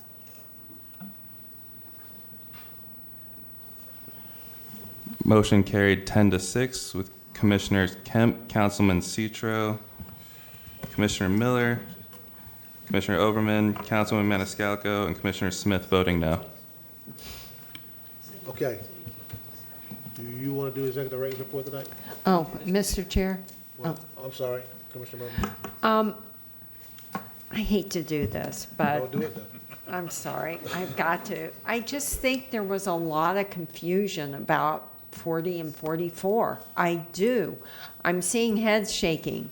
And I hate to do this, but I think we should. I think I'd like to make a motion to reconsider the motion that passed on the tip, that to approve the tip that excluded 40 and 44, because I had a conversation with staff about it today. They explained it to me, and I felt a sense of urgency. They, you know, and it was last minute. I'm sorry our staff, county staff, are not here, and so I'm glad you made those comments. But this may not go anywhere, but I'd like to make a motion to reconsider the approval of the tip motion that we made that excluded 40 and 44. Oh, hold on. It's not quite that easy. You just can't take that up. You got to take the entire tip, the whole thing back up, because it was an amendment to it. I know. You got to reconsider. I know. That's why I said I. You got to reconsider the motion by which the entire tip package passed, and then you got to reconsider the motion by which Commissioner Smith amendment to the substitute motion passed. So that's what you want to do? Yes. Okay. Yes. I mean, I'm just seeing that there wants, a lot of people want to have some conversation about it. And I think this is important with that new school. Very, very important. I understand about the sprawl, I do, but we have control over sprawl. We can say no to sprawl. But this is a different story. And I know out there, these are rural roads, and I'm telling you, 3,000 cars and kids, I'm telling you, all hell will break loose. And I think it just, there was confusion about how that vote was taken. And I did think for clarity, we need to go back. I don't think it's going to be as difficult as you said. I think I moved to reconsider the vote, and then Mr. Locke can make the motion again. We can do separate motions on 40 and 44 and have a discussion on that, and then go ahead and prove the tip, the original motion that he made. And that's what I think we should have done and we should do. There's a motion by Commissioner Merman to reconsider the vote by which the tip passed. Is there a second? Yes, second. There's a second by Commissioner Stewart, School Board Member Stewart, and both of them on the prevailing side. Is there any further discussion? I think we need a roll call vote to open it back up.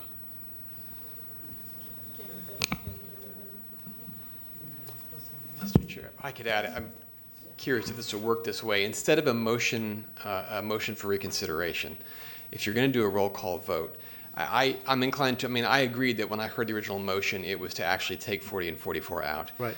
In order to save a vote, you could just, you're at a public hearing to adopt the tip. You could just take the roll call vote to re-add 40 and 44 to the tip. That's what's one vote. If you're going to do a roll call, essentially you voted to take 40 and 44 out.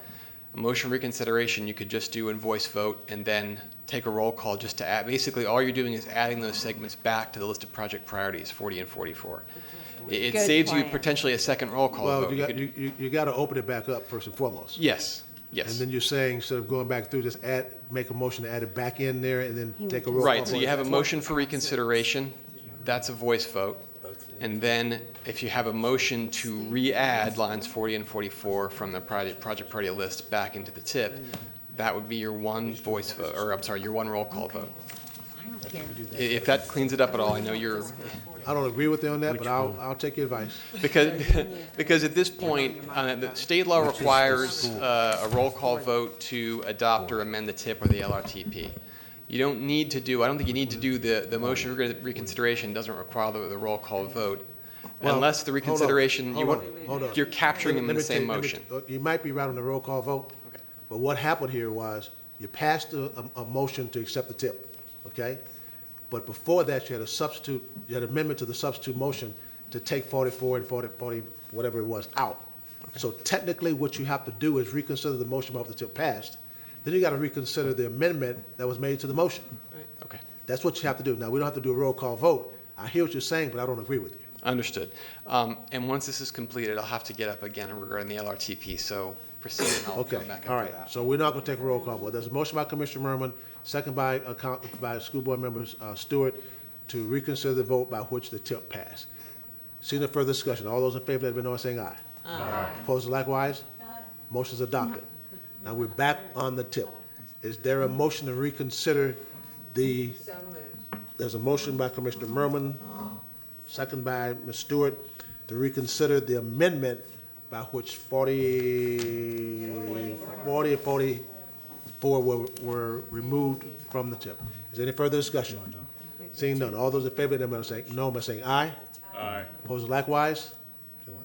Motion is adopted. Sorry, could you repeat that again? Wait. I'm sorry. Listen, folks, pay attention. I am. What you did earlier, a motion was made by Mayor Lott. Well, a motion was originally made by Commissioner Kemp, second by Councilman Maniscalco. The Mayor Lott made a substitute motion to pass the tip, and it was seconded. Then there was an amendment to the substitute motion that Commissioner Smith made to remove it out. Okay, that that amendment was passed. Then we passed the tip. So what you've got to do now is go back and open up the whole tip program, which we just did, and now you got to make an amendment, got to make a motion to open up the amendment by which it passes. That's the only way we're going to get to it. Right, that's good. We're voting back on the amendment to the substitute motion that was passed, the original motion. Can I revise that amendment? Well, let's open it up first. We gotta open it first. Okay, so we have a motion, y'all hang in there with me. We got a motion to reconsider the amendment by which 40 and 44 passed. Is there any further discussion? All those in favor, let them know by saying aye. Aye. Opposers likewise. No. Motion passes. We're now back on the amendment to the motion. So we're discussing 44 and 40 again. That's in it. Okay, who wants to talk about this thing? Go ahead. What am I making a new amendment now? Well, I think they want to have some discussion on it. Oh, I think he needs to make his motion again. No, he doesn't. No, he doesn't. His motion's No. fine. We're back on the amendment that dealt with 40 and 44. Right. You got to go backwards to get to where we were. Just peeling the onion one slice at a time. Removing. We're on the amendment that dealt with removing 40 and 44. Can I revise that amendment to make it just 40? You can do whatever you want. Yeah, we back open. You can do Do whatever you you want want. to delete 40 or keep 40? I want to delete 40. No, you want 44 is what you want to delete. No, No, we're 40. gonna keep 40. Which is the high school? Which, That's the Baum. 44. Is the high school's on Baum Road, right? Do you still have Okay. that? Okay. They want to delete 40 and keep So- 40 in the 40 is the one that, there's no road there now, 40. That's, that would be a brand-new road over Bell Creek and Boggy Creek and through Elap Lands, Balm Scrub Preserve, Triple Creek Preserve, for just wholly outside the urban service area, way outside the urban service area. And you can see it's a road to nowhere, just a road for sprawl. So you want to delete So- 40? What I'll do is make the amendment to just remove 40. Second. Second. There's a motion an amendment to the motion to remove 40. You understand now? I understand. Turn your microphone on. That's great. I just want to read you the description of the site that is listed on our website. The site is located on the north side of County Road 672, which is Balm Road, east of US 301. 3,000 students will be assigned and will attend starting 2021. Okay. And it is a 6th to 12th grade center to begin. So, we have a motion by Commissioner Smith, who seconded it. Second by Commissioner Overman, amendment to remove 40 from the tip. Is there any further discussion? Seeing none. All those in favor, let them know by saying aye. Aye. Opposed, likewise. Motion is adopted. We're now back on the tip. Substitute motion that was made by, you still making the motion? By Councilman, by Mayor Lott, second by Commissioner Merman. Is there any discussion on the motion? Roll call vote.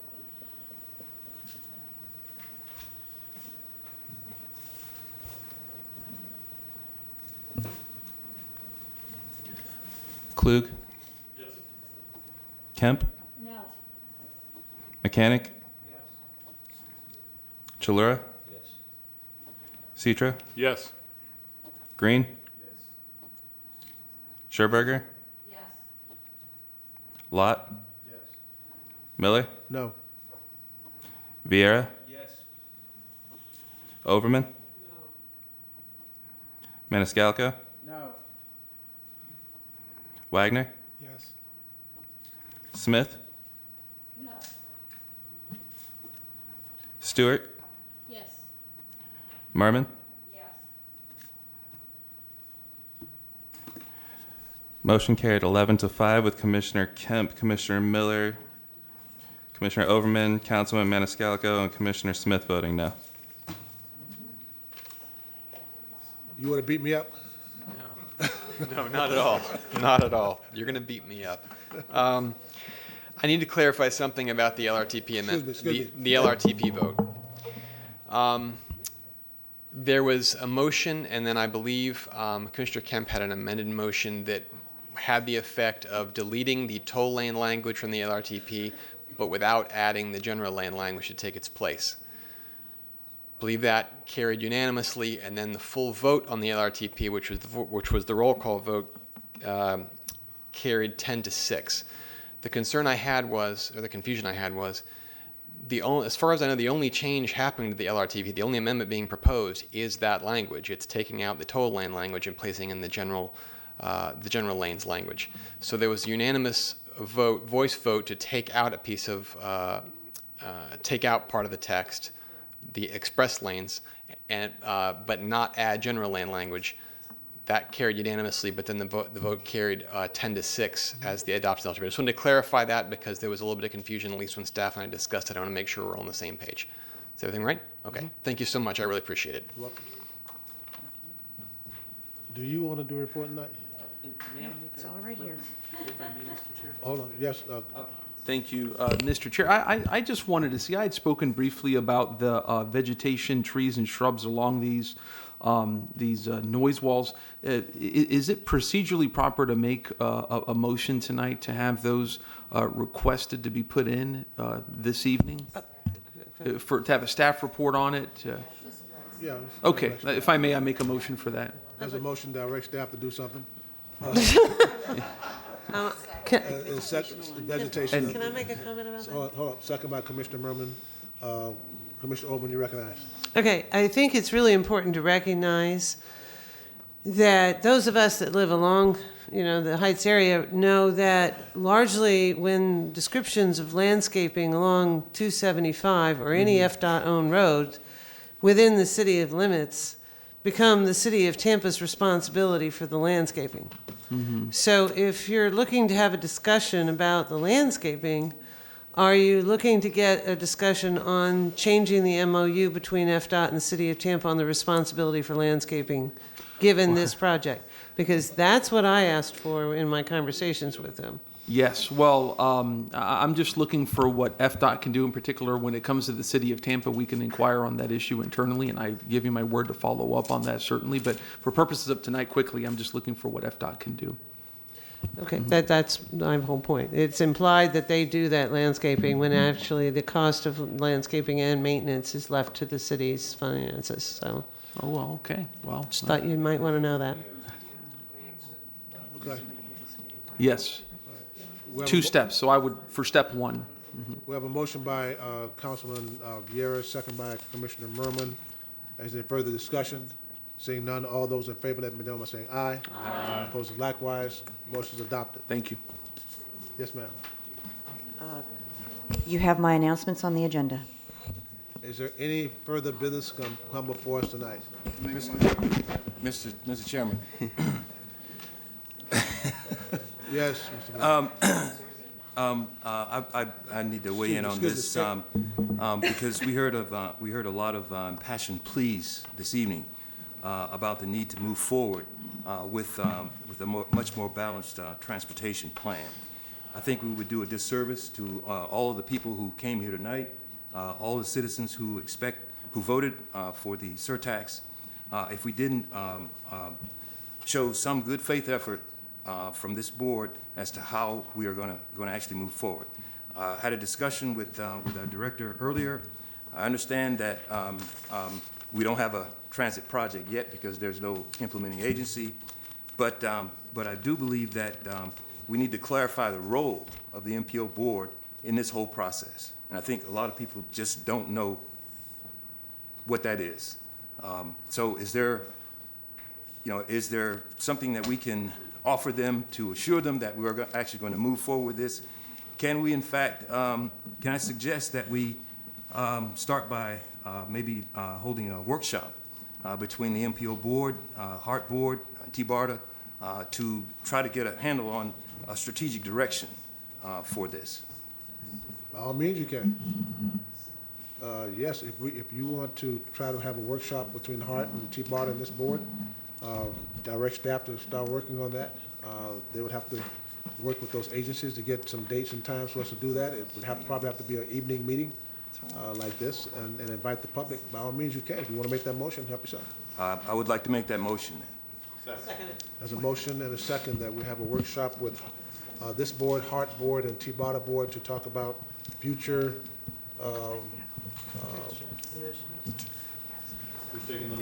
who's taking the lead? Transit, right, exactly. Exactly. Who's taking the lead on this?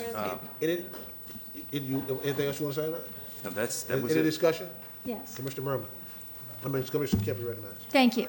I think what they are specifically talking about, what I hear over and over and over again, is the CSX tracks, which pretty much TBARTA explicitly rejected, as anything, and they also are not permitted under their rules that they self-imposed to even deal with rail.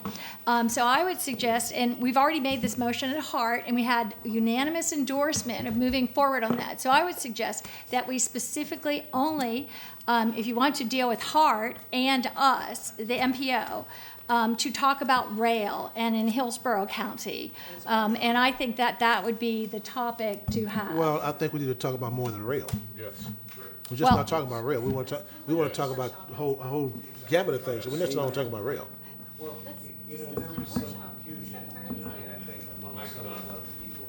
Put your mic on. Put your mic on. We didn't vote to spend 1 penny of referendum money tonight because it's not eligible yet. Right. HART will not receive money until January 1st, and 100% of the HART share will go toward transit.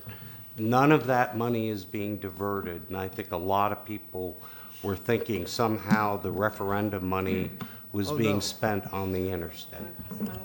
I think it's worth clarifying. Okay, no, that's, I have no. a comment. Mr. Overman, you recognize. Now, Okay. we got a motion on the floor, but go ahead. I understand. And in line with that motion, I think it's very clear that, we have a very a short window in transportation planning. We have 30 years. Okay? I know it seems like, eons, but when you consider the 1976 LRTP included transit planning that we have not yet implemented, that's not so long ago. Or not so long a time period to plan. So if I understand what you're trying to accomplish, and you can correct me if I'm wrong, is that what you would like to see is that the MPO members, along with HART, have a productive conversation about how to make sure that our LRTP includes an emphasis on what we've heard our citizens say, which is, let's make sure that transit becomes part of that conversation, not only in conversation, but actually in our plan in terms of priorities. Yes. Is that what you're looking for? Yes. Okay. Can we just clarify what he just suggested and get that done? Thank you. Hold on. His motion also included Tabata. Oh, right. And MPO too. All right. Is there any further discussion on the motion? All those in favor of the motion, let me know by saying aye. Aye. Opposed likewise. Motion is adopted. Is there any further business to come before us this morning? Move to adjourn. We are out of here. Before you brings anything else up. Move to get out of here.